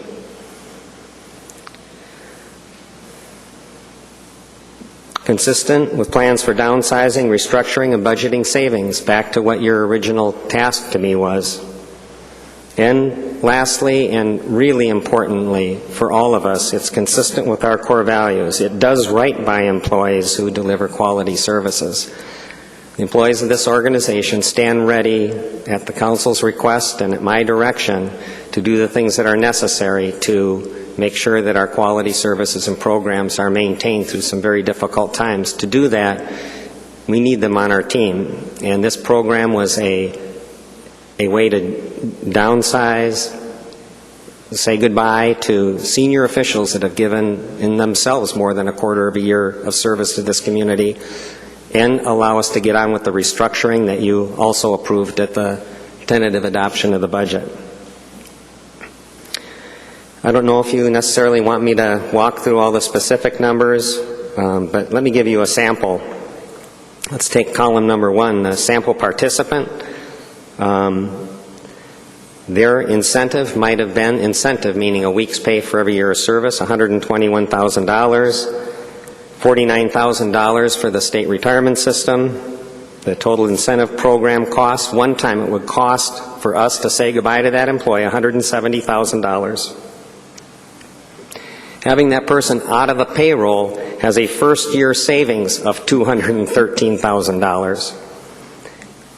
Cumulative savings rolling into the second year that they're not here, $427,000, and 10-year saving of $2.1 million. This one employee whose incentive was $121,000, which sounds like a lot to everyone in our community, does it not? It sounds like a giveaway. It sounds like a golden parachute. $121,000 to a city employee, and the yield to this city is $2.1 million over 10 years. It's $400,000 in just the second year. It sounds like good business to me, and that's why I can stand up with my shoulders back and tell you that I think that we're doing something that's good for the city. We may well, and it's my fault, if we're out of alignment with the council philosophically on this type of an approach, then it is my fault, and I'll take whatever punishment the City Council feels I deserve for this. Going to the next one, Brian. And so, number of participants, when we came to you in January, we said, here's what 50 would look like. Today's numbers are 101. The average salary and benefits per participant, the example we gave you was we thought it would be about $75,000, but it's $87,669 because the people that left the organization were higher paid. Annual savings, we've been focused on what the costs of the program are, but the annual savings that we highlighted for you on January 20th, we said we thought we'd maybe get $3.8 million out of this program. As it turns out, we're giving $8.9 million of savings to this program. Let's go in. And so, what we've done, I believe, is consistent with plans for downsizing and restructuring, $8.9 million plus in savings, 210 positions today, and we're still counting. We've downsized management and flattened the organization, and I believe that's what we'd like for the council to understand. I'd be happy to answer any questions that you have, and I do have financial services staff here if we need to get into any of the numbers or specifics about individual retirees. Thank you. And if it would be all right for the mayor and city council if I were to be seated at the table for any follow-up conversations. That's fine, Mr. Little, and thank you. Yes, we do have some questions. No applause. I'm sorry. This is not the forum for that. That's not what we're here to do. This is a professional forum, and we'll listen and hear testimony. Vice Mayor McCullough, please. Well, you gave me a lot of other things to think and talk about here from when I originally pushed the buttons, Mayor. First of all, I don't have a copy of the PowerPoint that you just gave us, but from the things that I can remember, as reluctant as I am to grind through them on an individual basis, I don't see all of those things the same way that you do. The merit increases were, we thought, discontinued this year, and in fact, merit increases were given in this fiscal year through June 30th. Is that correct? Yes, but this year we chose to discontinue merit increases. After this year. Yes, that's correct. After this year, yeah. The target plan, it's difficult for me to recognize anecdotal examples like that when you pick out a company that has 100,000 employees and more particularly one that's near and dear to me, and that is it uses its own money, not taxpayer money, to do what we're talking about. The selective choice of cities, I also did a survey and found that there were several cities that capped their benefits. Weeding the garden, it's a strange expression to use if you accept the application of every person who applies for retirement. It sounds to me like it was completely random. And since you didn't turn anybody down, I just can't relate to that metaphor in this situation. 210 positions. We already had a discussion about 210 positions. Many of those positions weren't filled to start with. I don't doubt for a minute that we're going to be downsized at the very least the 200 or the 100 or so people who have retired. You talked about a 1-week benefit for every year that they'd been with the city, and that was rounded up. The 50 employees, if I can go back and look at the council report here, and I'll read to you the rest of the part that you put on the board. You started out with, it should also be noted that the ASRS, that's the Arizona State Retirement System, will charge the city an additional fee per retiree as determined by an actuary representing the additional cost of incentive program has on the retirement system. This is estimated to range between $5,000 and $50,000 per retiree and is dependent upon such variables as employee years of service and age. For example, assume an employee had 20 years of service at the city and the individual would receive a retirement incentive of $20,000 for 20 weeks of pay, and an additional amount of $5,000 to $50,000 would be paid to ASRS as the fee, making the total cost to the city of approximately $25,000 to $70,000. Most of the employees who take advantage of this program are expected to be from the ASRS. I think it would be easy to assume that that was going to be the total cost, not just the ASRS cost. Then you said that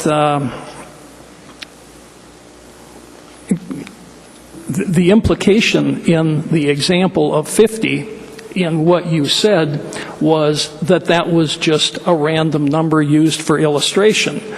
And it says, you go on to say, though, that as such, more applications will be submitted than will be accepted because the criteria to eliminate the employee's position or equivalent position. Well, when you said 50, I think it was reasonable for this council to think that the number would be around 50 because you were going to limit the number because you were going to select those who were accepted, not accept every single one that was sent in. I think what occurs to me as I think about the information that you've presented to us, John, and we talk about the motion that's on the floor right now, if we pass the motion that's on the floor, we take this out on every employee who's planning to retire. And I don't actually think that's the problem. If I could have fixed this thing midstream, all I would have said is, John, when you start to see some of these benefits going into the six-figure bracket, let's talk a little bit about the possibility of some caps. I mean, we have people who are going to walk away from here with almost $300,000 checks. And I think if I could just fix this thing going back, I'd just say, let's put some caps on this so that it doesn't look like the person just won the lottery. But I also think at this point, it's time to just admit that the council and the manager screwed up this plan. Let's not throw good money after bad. Let's not besmirch the reputation of the city or the image that it has, and move on. And Mayor, I'd call for the question. Vice Mayor, are you referring to the first motion, or because we're almost into the second item, I'm presuming that the city manager's motion was to the second, or his discussion really covered both sides of this, but I'll leave that to him to decide. But I do think we have some further questions because of the conversation that ensued. So I appreciate your call for the question, but I do believe we need to be able to respond and have the dialogue with the city manager. Councilman Littlefield. Well, let's talk about the ethics of this for a second. Try to imagine this scenario. 3 council members are appointed to a committee to discuss pay increases for the city council, and miraculously that committee comes back and says that the council's salary should be tripled. You know, no matter how pure the motives of those 3 council people, I think the public would scream. And anytime you have a situation in which you have the people who are benefiting, and especially people who are benefiting big, as Councilman McCullough says, we're talking about lottery winning big, making those decisions. I think people, the public, and those of us who weren't involved in that, have a right to question that as to whether or not it looks good. And so you may bristle at that. You may know that everybody's motives are pure, but I think that that's still a fair and legitimate criticism. The savings, you know, one of the problems here has been getting a handle on what the costs and savings are, and every time I see a presentation about the cost and savings, it all shifts. But even so, let's give you the benefit of the doubt and say that there are that many savings. I think what the public would like to know is, do we really have to pay anybody, do we really have to cut anybody a $400,000, $300,000 check to get those savings? We're going to be laying off people next year who are going to get out of here with nothing more than their 2 weeks. And that. So I guess the question is that the public is going to say, wait a second, did we really have to pay somebody $300,000 or $400,000 to save that money, even if all the savings you say are correct? And they're going to say, were we good stewards of that money? And I think the answer is clearly no. I mean, we could talk about the decision. We should have put a cap on it. We should have not given people the year credit for a year of service for a week. We should have been more aware of when we let people retire. But the bottom line here is I think that the public is right to question this, and certainly that's what I hear from my phone calls and emails. And I would disagree with Vice Mayor McCullough in one sense, the idea that it's time to just move on and let that money out the door. No, wait a second. That's not good stewardship. The answer is maybe we can't prevent any of that money going out the door, but we ought to at least see if there's an opportunity to do that. I'm sorry, I think the cost is too much, and I believe we ought to see what we can do to drop it down, and I believe if we don't do that, that we're not doing what the taxpayers want us to do. Thank you, Councilman Littlefield. John, I wanted to mention a couple of things that you talked about, and one of them is a little bit of a disappointment to me because of the representation that was made on the meeting of February 10th. That's the meeting where it was scheduled, the executive session to consider your move to permanent position was scheduled by you for the city council to enter into executive session without so much as even notifying us. And when I asked you about it later on, you plainly stated to me that there was the cutoff of February 12th that you did not want to miss on the incentive plan. And so I'm a little disappointed on that representation, and the fact is that there was counsel up here on a motion that stipulated, because of your concern, that we might include it in your contract in case something happened with your contract, that you'd still be eligible for it. When I challenged that, and if we had that clip in its entirety, when I challenged that and said that that simply wasn't a good move, that contract should stand on its own, and whatever severance you would have would be on that, in accordance with that contract, in accordance with law, and as far as your contract with a charter officer is concerned, that's the time when we asked, you said, no, it wouldn't be a factor for you, and you didn't need that. So that was a little disconcerting for me. To meet that deadline, you put that on there without us so much as even being able to consider it, not notifying us. This is an action that this council should take in setting up an executive session. When you did it, when you finally did, when asked about it, you said that that was the reason. Now, I noticed that you hit the button, so please go ahead. If you want to respond to that, please do. Thank you, Mayor, members of the City Council.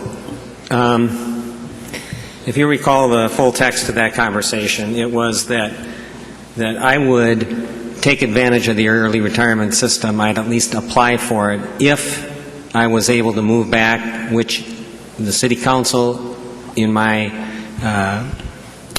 role, allows me to go back to being the executive director of downtown. And if that was the case, then I would have taken early retirement. But here's what I think you and the council, I hope that you would understand, that at the time that I had asked individual members of the council, when will this be agendized? Because right now, you have asked me to make $45 million in cuts. You're asking me to lay off employees. You're asking me to cut programs and services and do things that leaders do in organizations. It's not the role of a temporary person to do that. The organization would not respond and they would not follow. So when I put it on the agenda, it was to say, it's time. Either you're asking me to do the job, now put me in the role, or you can have a choice of not putting me in the role. And that would have, at that time, as you know, that would have been fine as well. But I'd said, give me the job to do, but you also have to give me the authority to do it. John, I appreciate that was part of the conversation here in the Kiva. I'm talking about the conversation that we had that one day, and you did say that was another element. The only point I was making is that you basically said it was not a condition, and when in fact it had been represented that it was a condition, at least one of maybe the two that you had decided that day. So I'll leave it go at that. But there were the two items, and all I'm saying here is the representation that it was not is not consistent with our conversation. In that same meeting, we, though, did change something else that we represented up here as being just the normal course of issues that are to be, as far as medical leave time is concerned, that there was owing doing. On that February 10th meeting, we also made a major change to medical leave and how that was handled.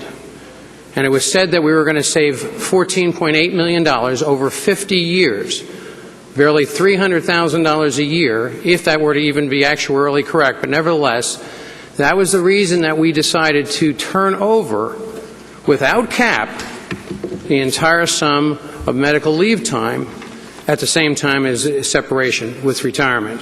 So it was that meeting, too, where we added another, I believe it's another nearly $3 million to the situation, or 2.8, I'm sorry. I'll tell you exactly. Added another 2.8 million, moving it from a situation where the city holds it and applies it if a retiree or a departing citizen, or rather a staff member, a departing staff member calls for it to have medical coverage that would be applied to our plan here. So I would say that that's just, it was an add, moving on to that, and it added substantially to the numbers that we now quote, not the 121,000, but in some instances another $151,000 going on a permanent basis to an individual for their personal ownership. So that was another issue and another cost item. Mr. Mayor, members of council, if I can add some Yes, you may. details to that. Thank you for that opportunity.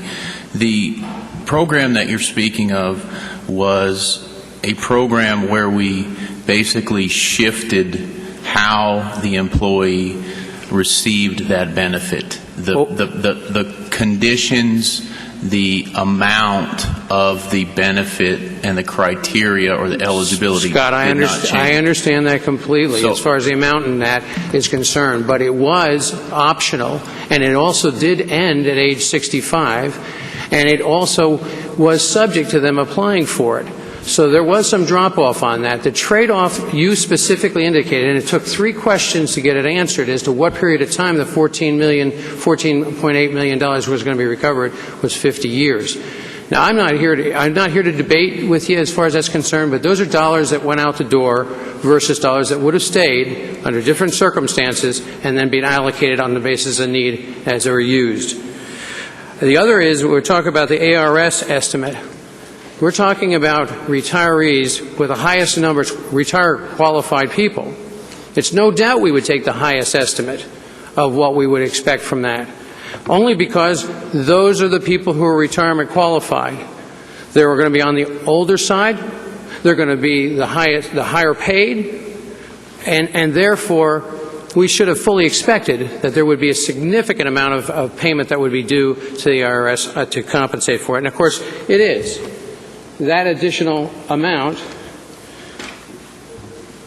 is $5.4 million. So that is a significant additional cost on this, and it is cashed right to that individual.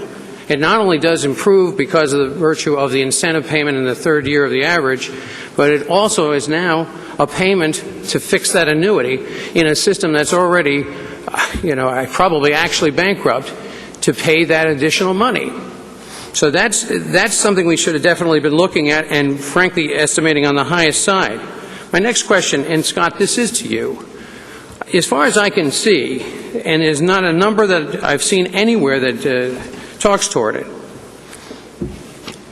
what are the taxable amounts that are going out on this, and have we figured for the payroll burden on all of this?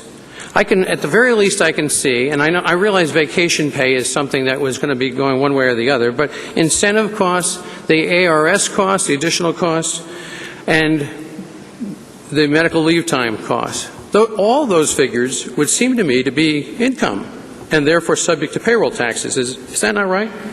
Mr. Mayor, members of the council, with the exception of the medical leave payouts, all of those payments to employees are in fact taxable, and the numbers that we've reflected in terms of the city cost includes the base payout plus any of the roll-ups. So what we show as our cost would be different than what the employee would actually receive in terms of a net payment. So our costs are all the fully rolled. And wait a minute, 1 second. Let me make something clear on that. Obviously, it's taxable to the employee, to the staff member. That's their tax burden. I'm talking about the city's portion of the payroll burden. Right, and that's so. All I'm saying, what's going out and what these numbers are that are reflected, I'm only presuming that they're the numbers that are going out. Of course, we've got some updated numbers on the amounts of money that were paid out already, and they're all dollars out as far as that goes. What I'm talking about over and above that payroll burden for ARS, for FICA, for Medicare, Medicaid, for unemployment, all those things. Mr. Mayor, that's what I'm saying. Those numbers that we've given you on those 17 employees who have participated and left the city in the program, those numbers include all of those other costs that you just referenced. Do the numbers we have as far as incentive pay of 3.9, does that include the burden? Yes. Okay. Yes. All right, so that it's just not broken out, but it's all accounted for in there. That's correct. Okay.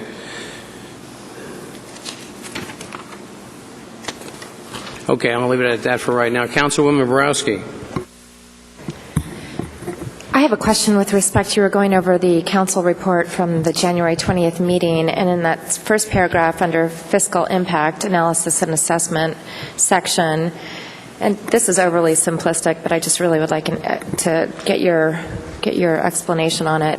It says near the fourth sentence, the retirement incentive cash outlay would be estimated at $2.8 million in the current fiscal year. This is assuming 50 employees.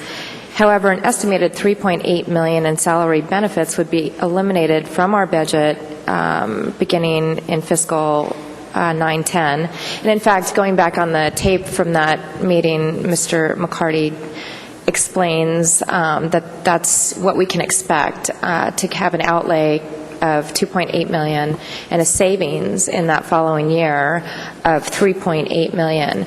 But then you look at the summary of the current retirement incentive, and using those figures, it's safe to assume, I mean, at least from my perspective, based on the presentation, that if you doubled the figures, that should be approximately a $5.6 million outlay and a $7.6 million figures if you use the same spread.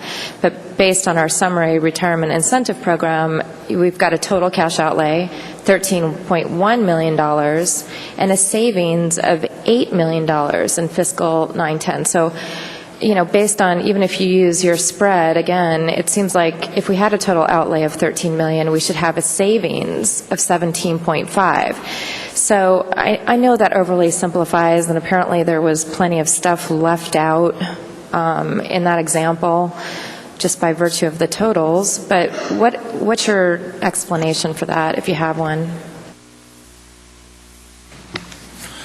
Mr. Mayor, members of council, Councilman Borowski, the numbers that you're referring to on the summary retirement incentive program have two components that we've talked about, the vacation and the sick payoff amounts, that as we describe the incentive program, we did not include those in the incentive program because they were previously vested, previously awarded, acknowledged benefits whenever an employee would retire. That's part of the reason that the totals, as they've been discussed over the last week and a half, aren't easily reconcilable to the totals that are in the January 20th council communication. The other difference is that along the way, when we adopted the budget and we saw the types of employees that were most likely to retire, and this goes to Mayor Lane's point from earlier, we took that range of $5,000 to $50,000 per employee, and we moved that to basically all the employees who were eligible for ASRS to be at $49,000 per employee for the budget. So that's how the budget number moved in the proposed budget relative to the January 20th council communication, where we had a range of 5 and a range of 50, where we had some employees at 5 and some employees at 50. What we're thinking now is most of those employees are going to be much closer to 50 than they are to 5. So again, that's the second piece of why that total outlay number has moved from where it was on the 20th. Well, I, for one, think that all of the financial details should have been included and projected for our purposes. And, you know, it's just clear from the summary that I just read and going back to look at the council tape from that date that it was just way underestimated. And there you have it. But I'm just going to make some closing comments. The other thing that I think was really surprising to me, at least at the last council meeting, when Councilman McCullough pointed out the dates, you know, where you allowed a whole year if you just had an additional day in the following year, and the rounding up, I think, just really was, I don't know, I think there would have been an opportunity to go ahead and do an exact pro rata evaluate, you know, give someone exactly what they're entitled to based on their exact service, not round up in a time like this. And then with respect to, you know, kind of the message that was sent back on January 20th, the 100 layoffs would have been great. I mean, the 100 retirees, great, the program would have worked. It was presented to us as that would do the trick back on January 20th. This would avoid the need to really engage in more mass layoffs. And immediately following our May 19th budget meeting, I think, John, you made the comment to me that now we're going to have to lay off another 100 employees. And I know that was kind of off the cuff, but I think at the end of the day, that is by far the most troubling thing for me, when we are paying 100 employees to leave, and handsomely, nonetheless, to leave, but then, you know, when we're stuck with the $9 million deficit that now we have to pay back to the CIP fund, the comment is, well, great, now we're going to have to lay off another 100 people. You know, we could have probably just strategically laid off 100 people and had, you know, left it at that. So I think that at the end of the day, that's a big problem for me. Thank you, Councilwoman Borowski. City Manager. Yes, Mayor, Councilwoman Borowski, members of the council. We talked about not having an early retirement system. It's always an option as you go through your various tools in the toolkit about how we're going to reduce the budget and downsize staff. It's always an option to not do something. As it relates to the early retirement program, let's say that the council's directive to me to downsize and remove levels of management, that I was taking that to heart, which I was. That means mostly senior executives. It also means more than likely people over 40 or 50 years old. Just laying off those people could open up the city to something called disparate impact. If someone looked at the numbers and said, what a coincidence, you laid off those 100, you didn't give them early retirement, you just laid them off, and 91% of those people are over 50 years old. And so having a voluntary program as a start, where people volunteer into the program, eliminates any need to worry about people coming back and suing the city for that type of action, because it's voluntary. They chose to participate and they chose to belong. And so I only offer that as by way of explanation. And also Councilman Littlefield's question about, you know, we probably could have just laid them off because this was so generous. Actually, the answer would be no, you might not have been able to lay them all off depending on their age. Thank you, Councilman Borowski. Final question, Councilman Nelson. Thank you, Mayor. I was hoping you would address this in your presentation, Mr. Little. Do we have any employees that are scheduled to retire within the 30-day window? I think you've discussed it. They could opt to retire earlier, but as we speak now, would anybody be impacted within this 30-day window? Mayor Lane, Councilman Nelson, members of the council, I think we have one person scheduled for retirement to leave service today, and then 7 between now and June 30th. Okay. And the last thing, you just brought a potential for legal issues, which sort of tempered your discretion on layoff or offer early retirement.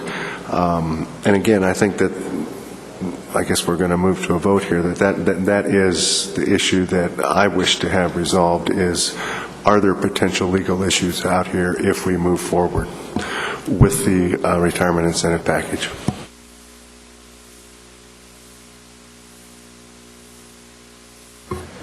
Thank you, Councilman Nelson.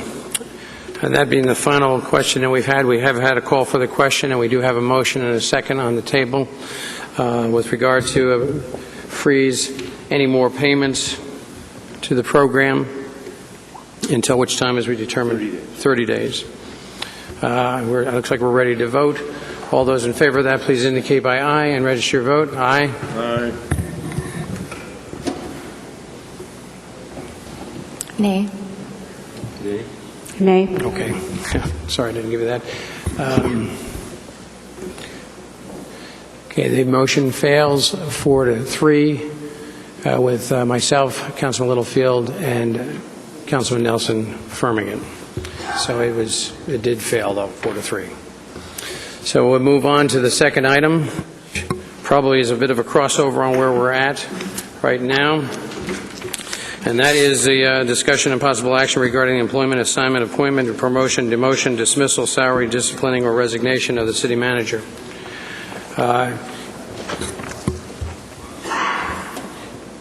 In open forum, obviously at John's request. I'm not sure, well, if we could go to a speaker's list if there's anyone interested, but I think we've heard quite a bit on all counts. Obviously, the issue that was at hand was a concern and a serious one with regard to this package. There is a bit of a concern that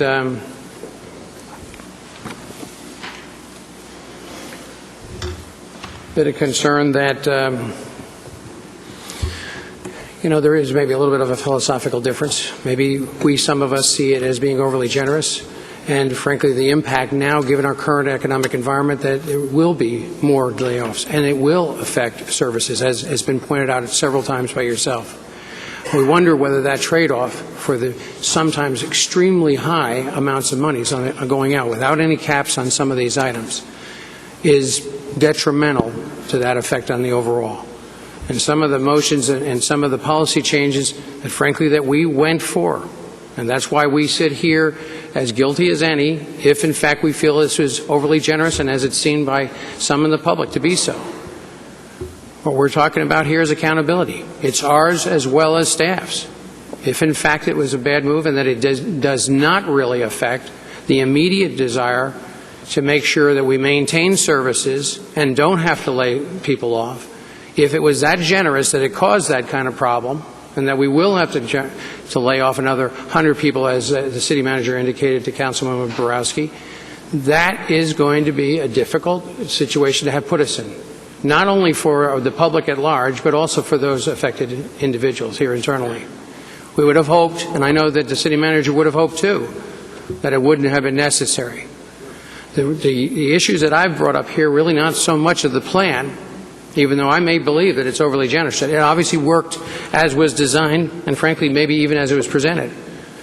But I still don't see that a resolution that was passed on January 20th and exceeded, that we did anything to change that, to modify that, to recognize that. The conflict of interest is one, as Councilman Littlefield put it, I think becomes a common sense issue. It looks bad. It doesn't look good when people are going out with the equivalent value of $400,000, really, when you talk about the ARS payment, too. It's huge. It's that library. It's the services we're talking about. Now, that doesn't mean that they're not entitled to anything, but when you're talking about those numbers, you can't let loose of the fact that this looks very, very generous at a time when we have other issues, and frankly, we don't have a balanced budget. We're still on a negative run rate. Even with what has been compiled with the $9 million, which somebody could make that comparison between the incentive costs and where we have to go with that, and cuts that are necessary. So on this issue, there's a couple of folks, a couple of council people that would like to speak toward it, and we also have some folks that want to speak toward it as well before we make a motion on this issue. But I'd have to say on the overall, the issue is one that we have to be extremely cautious about. These are very different times for Scottsdale. It's not even a situation we have ever dealt with before, by multitudes of double-digit percentages. With that, Councilman Borowski.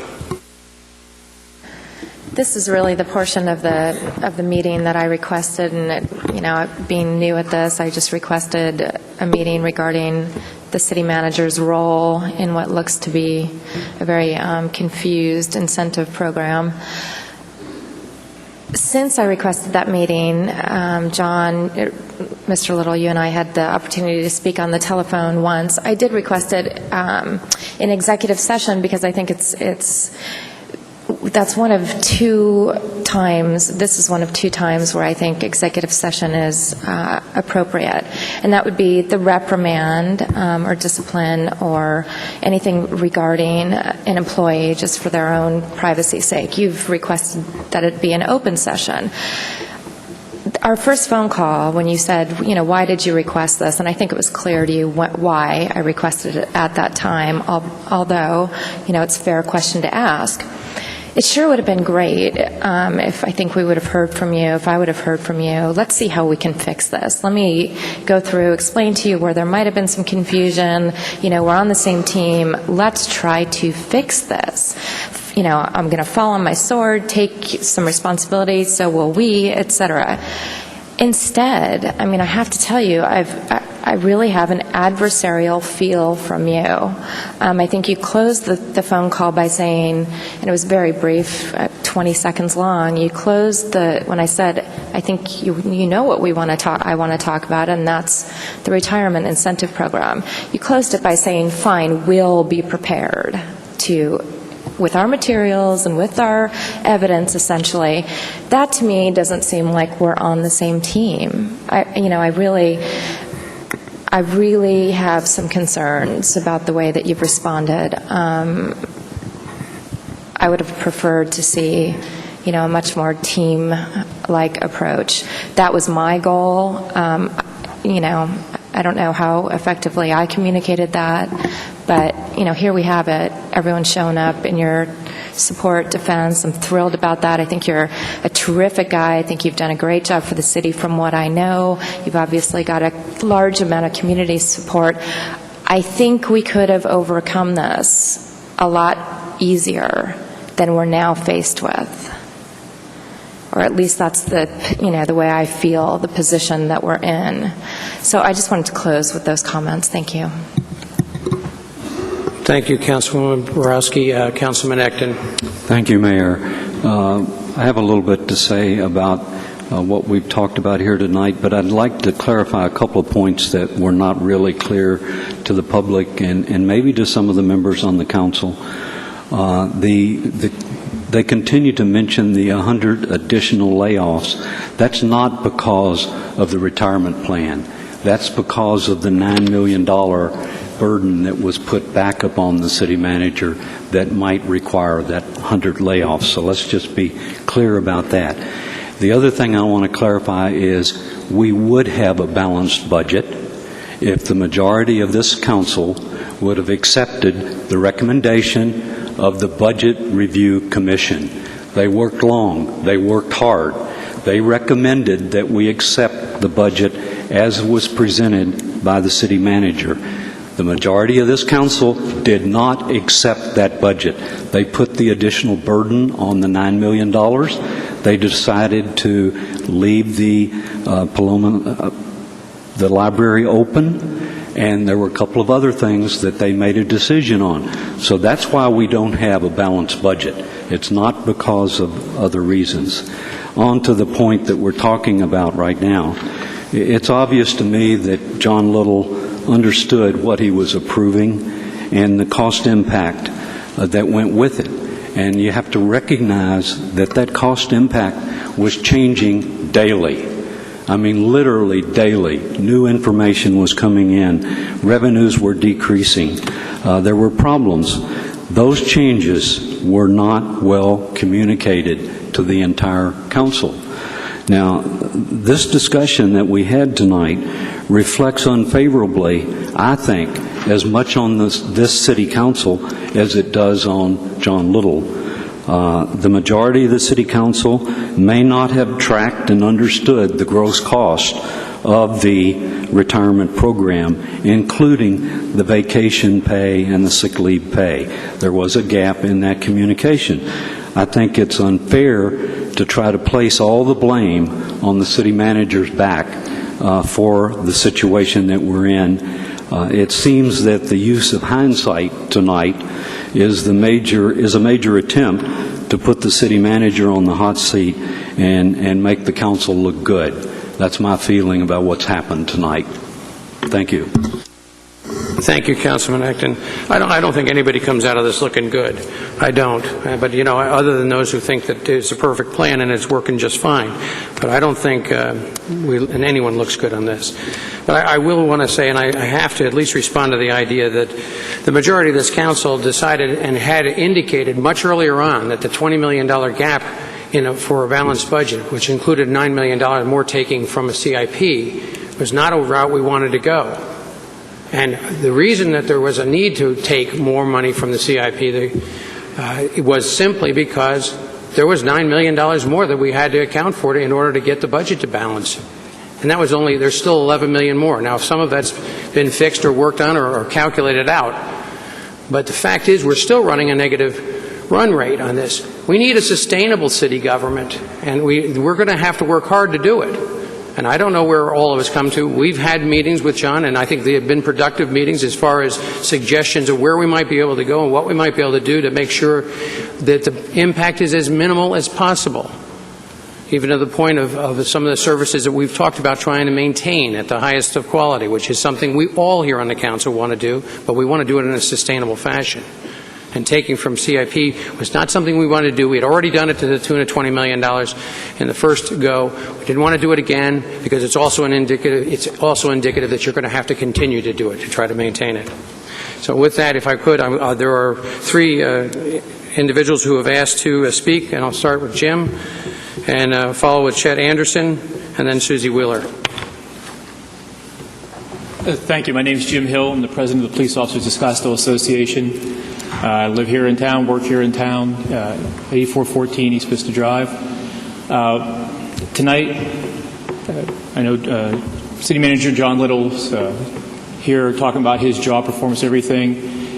And I can tell you, working with John on different issues and working for him here in the city, we see he has taken a difficult task that you've given him, and he's done the best that we could have expected. Honestly, in the past, there have been a lot of distrust between the city administration and the workers in the rank and file. That doesn't really exist anymore with John. We believe he has the best interests at heart. He understands how all the systems work together since he's been here in the city. And he also is very versed and willing to work with our chief, who is the expert in the police department and public safety area, on how to make us more streamlined in the very few areas that we can cut, because the department is so synergistic and they all feed off each other, to provide that there are no cuts in service anywhere. So we think it'd be a mistake, to use the old saying, to change horses midstream. Mr. Little has a plan in place. I think with any further direction that you give him, and you have specifics that you want him to carry out, I think you let him run that course and make his plan and see if where it leads us. He's already done a great job in cutting a lot of the positions you've asked. That's all. Thank you. Thank you, Mr. Hill. Next would be Chet Anderson.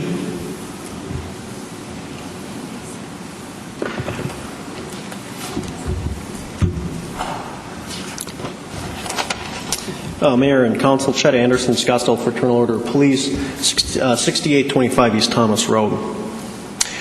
I see before me difficult times in the city of Scottsdale. I see a place of different philosophies. On one hand, I see a long-held philosophy of the city to have great customer service for a demanding customer base. The other philosophy I see is one to reduce the size of Scottsdale government. As these two philosophies collide, I see conflicts arise. The citizens of Scottsdale like their city services. They like Ollie the trolley riding through South Scottsdale. They like the availability of city libraries close by. They call the police and fire department and get a quick response. City parks and the Greenbelt system are draws for both citizens and visitors. There have been calls to reduce the number of city employees, yet provide the same level of service and programs. A large question to be answered is can these two visions or philosophies coexist? Some say yes, some say no. I would like to ask you as a council to keep a global perspective on these issues. This is a bigger picture than just a retirement incentive program, layoffs, or more cuts through the city, or the future of our city manager. The rest of my comments you should already have. Take them to heart before any decision is made. Make the right decision. Thank you. Thank you, Mr. Anderson. Susie Wheeler.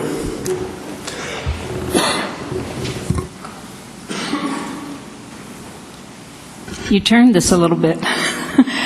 Good evening, Mayor and City Council. For the record, I'm Susie Wheeler, and I live in the Cactus Corridor. And as a citizen and taxpayer of the city of Scottsdale, when I read the newspaper, I was a little alarmed and upset.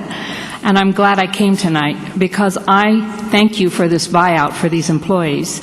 The problem is people like working at the city. They've worked here for years, and they get paid a lot of money. And it would have been wrong to lay them off. You had to take care of them in some way, and I think it had to be through a buyout, and the problem is they make too much money. That's why it's so expensive.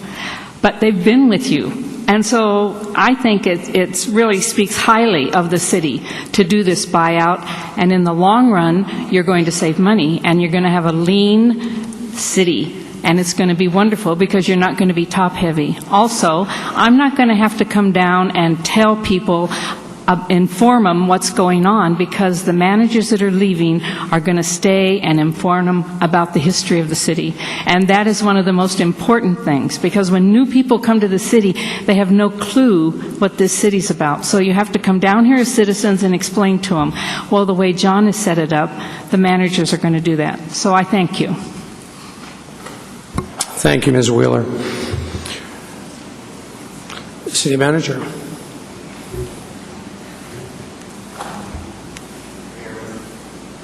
Mayor, members of the City Council, since this is a public session, and I am grateful for the opportunity to talk about these issues in public, I came to be in this position in a public hearing, and it only is sort of a natural symmetry that we might talk about me leaving in a public hearing. And my commitment to the City Council all along is that I believe that my performance reviews and problems that the Council has with me need to be shared in public. The public needs to know to the extent to which you have confidence and trust that I can do the job. And if there's no trust or no confidence, then I'm not the right person for the job. And since this is, in essence, a performance evaluation of the city manager, that's always a give and take. That's always a back and forth. And I would just like to take this opportunity to say that it has been very difficult for us. This is a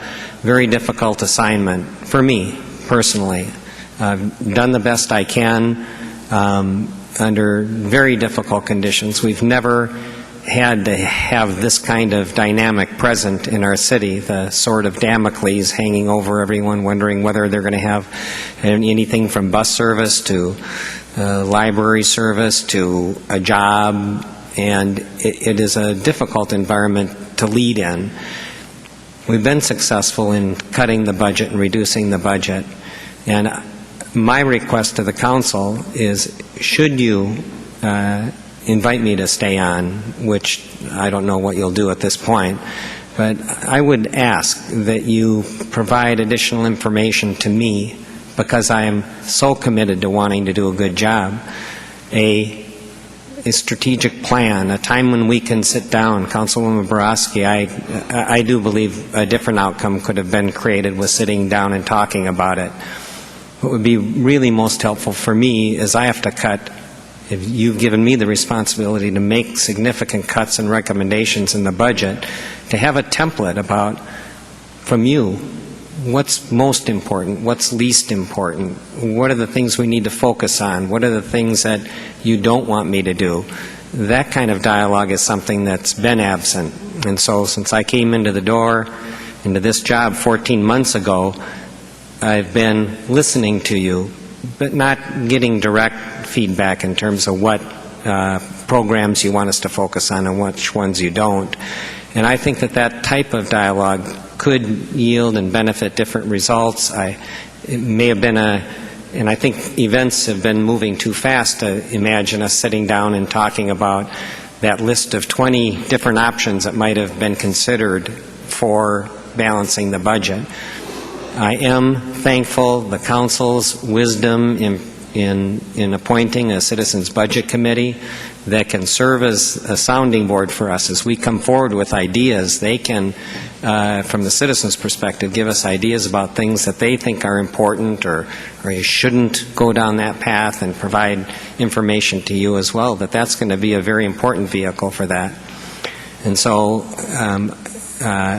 I express the same regrets that you do, Councilwoman Borowski, about not being able to sit down and talk through this program or any other initiative like that. My pledge would be that would be the way that I like to do business, and I just wanted to make that statement. So thank you for the opportunity, Mayor. Thank you, Mr. Little. And I guess in just to sum up a little bit, this, as you mentioned, having an open forum is I think is a positive for sure. And one thing that has to be understood here, there are some differences of opinion, and that's what makes this world go round, and that's what makes things work ultimately. Accommodations in that, and different perspectives. And we do need to work closer together. There isn't any two ways about that. But the communication level is paramount. And I know that's not an easy one, but it's paramount to keeping it solid and keeping us moving forward. You recommended, or you suggested in this case, of course it was your option not to have it in a closed session, which was originally called out for. I think this is a positive forum. I presume we handled it professionally. I'm hoping that's the case. A lot was communicated. I think a lot of people probably learned a number of things on both sides of this issue. So I think that works well for us as far as the openness and the transparency, and frankly, even looking at the accountability for ourselves up here as well as the staff. So I think that's to that end. But we do have a couple of, I guess, maybe some other comments or questions. I'm not sure. Councilman Nelson. Thank you, Mayor, and thank you, Mr. Little. Some of us, myself included, certainly promote open and more transparent government, and that's a good thing, but no one made any promises that it would be pretty. I think this forum has been helpful, a public forum. I have a question. When you agreed to be interim city manager and ultimately city manager, you took great comfort in having a 7-0 council supporting you. How would you feel if that was sliced considerably thinner? Mayor, members of the council, I wouldn't feel good about that. My goal is to serve all of you. Ultimately, I look to 4 votes for support, but I've been here since 1985, and I can tell you that a split council vote support for a city manager is not a good thing. It is a difficult environment to operate in, and if this were a regular workplace, if you don't do well if your boss provides you 60% support. That's a hard environment to be successful in and to feel motivated in, and it's hard for the boss to get the most out of that employee. So I think it diminishes the effectiveness of the City Council, and it certainly impacts and diminishes the effectiveness of the City Manager when he or she doesn't have the confidence of the City Council. So that's a significant problem that you described, Councilman Nelson. Well, is that an environment that you'd wish to continue to work in?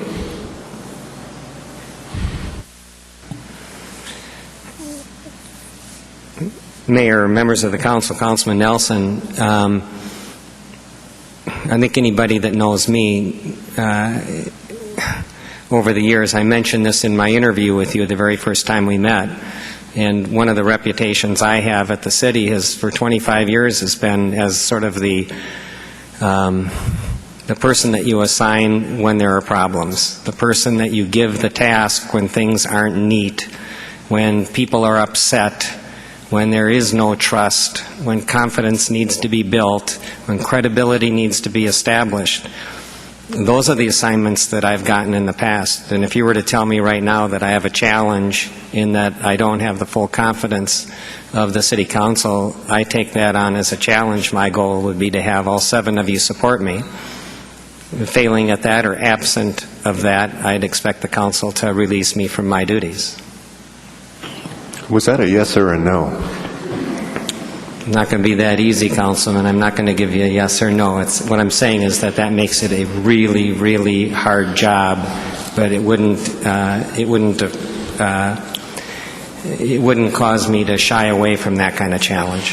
Well, past conversation had suggested that that may have been a criteria for you accepting the job in the first place. And I have no idea. I mean, there hasn't even been a motion made here. But that being said, and I think everybody understands that we are having, and I think that we'll come through here like Scottsdale always has. I mean, we're going to come out probably better than most these tough times. But it's going to take a full commitment and very strong leadership in order to do that. And I wouldn't like to think that because you perceive, and maybe in fact it's more than a perception, that you have a divided council, that you would give it any less than 100%. I applaud you on your efforts to restore employee morale. I believe it wasn't just the council believed that there was an issue there. I believe you concurred with that at the time. You made a remark earlier on that. But it's paramount to me that regardless of the feeling of your bosses, as you put it, somehow, I mean, that is the reality, but that the dynamic is somewhat different. I mean, you run this city. But I have to know that you're in it 100% regardless of what happens up here. I mean, this changes every 2 years, or potentially changes every 2 years. And I believe in past conversations that's just about your tenure with the city. That you, am I incorrect in that? That this was not a long-term employment opportunity for you? That I mean, I know you talked about being here like 2 more years. I mean, are you looking at employment beyond that? And again, it gets back to how John Little feels in his position, in a position that is paramount at this time, that we have full energy moving forward. Mayor, members of the council, Councilman Nelson, I won't be here unless I can give you more than 100%. And as I spoke to my wife last night, you know, I'm not going to sit in this chair if I feel that I don't have strong support on the council. That doesn't lift my spirit, and it doesn't fulfill your expectations about what you want done. You need somebody that you feel is in alignment with your goals and objectives as you articulate those. And right now I feel a little bit bad because I'm not really sure what goals and objectives that we have set forth right now. That we are in alignment philosophically, that we believe the same kinds of things about our community, that we aspire to the same vision and goals. And if you don't feel that we have alignment, that's just not a good situation for me or for you. And so I just leave it at that, Councilman. I don't know I can describe it. This isn't something you can count or put in a column plus or minus. This is a sense that we get from each other. And the citizen that spoke, one of the citizens that spoke tonight on the first item talked about trust. You know if you trust somebody and you know if you don't. And if you trust me, ask me to stay on the job. If you don't trust me, give me my release. Give you your release? Again, I'm getting mixed signals, and I don't want to belabor this. But this is a mixed signal item. I'm telling you that I'm 110% committed to enjoying the full support from the council.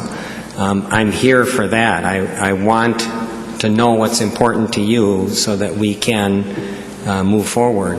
And what I'm saying is that if you don't feel that way, the option is yours. I don't get to pick to stay or go. I mean, I can pick to go, I guess, but the invitation has to come from the city council. I understand, and I get the feeling like we're waltzing around here a little bit, so I'll ask the question one more time. You asked for a public forum. These are direct questions. I guess if you think employee morale is important for job performance for our rank and file employees that make this city work every day, how is your morale going to be if you don't have a majority support? Well, let me rephrase that. You got to have. I don't have majority support, Councilman. Okay. Well, I guess what I was trying to get at, a support level that you're comfortable with, because I am concerned about your morale and how that would affect your day-to-day duties here. Because I've known you for a number of years. You are an upbeat guy, and it's been rare that I've seen you down. And you've expressed here, I think, quite clearly that you would not be a happy camper if you ended up with a heavily divided council. So how does that impact your morale, and how does that impact John Little in his day-to-day duties here at the City of Scottsdale? Mayor, Councilman Nelson, I'm energized by the challenge. This city has never been in a more critical tipping point in its history.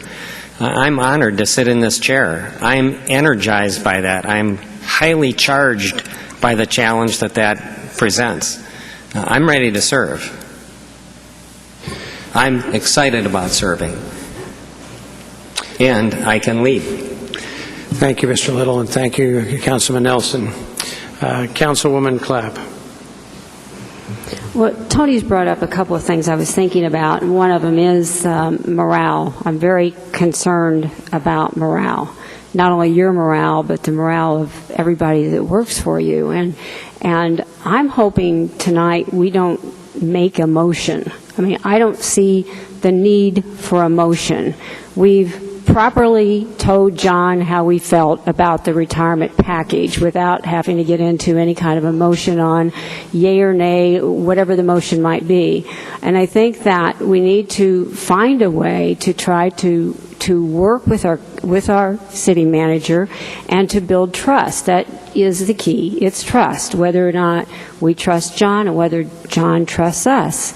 I think it goes both ways. And if I can offer a suggestion whether the council will consider this, I would certainly hope so, is I think it's time for the council to meet together with John in what would be more like a retreat where we could sit down and talk one-on-one about objectives and programs that are important to us, and find a way to have some conversation so unfortunately it doesn't have to take place with a microphone across a room like this. This is a very adversarial situation, I think.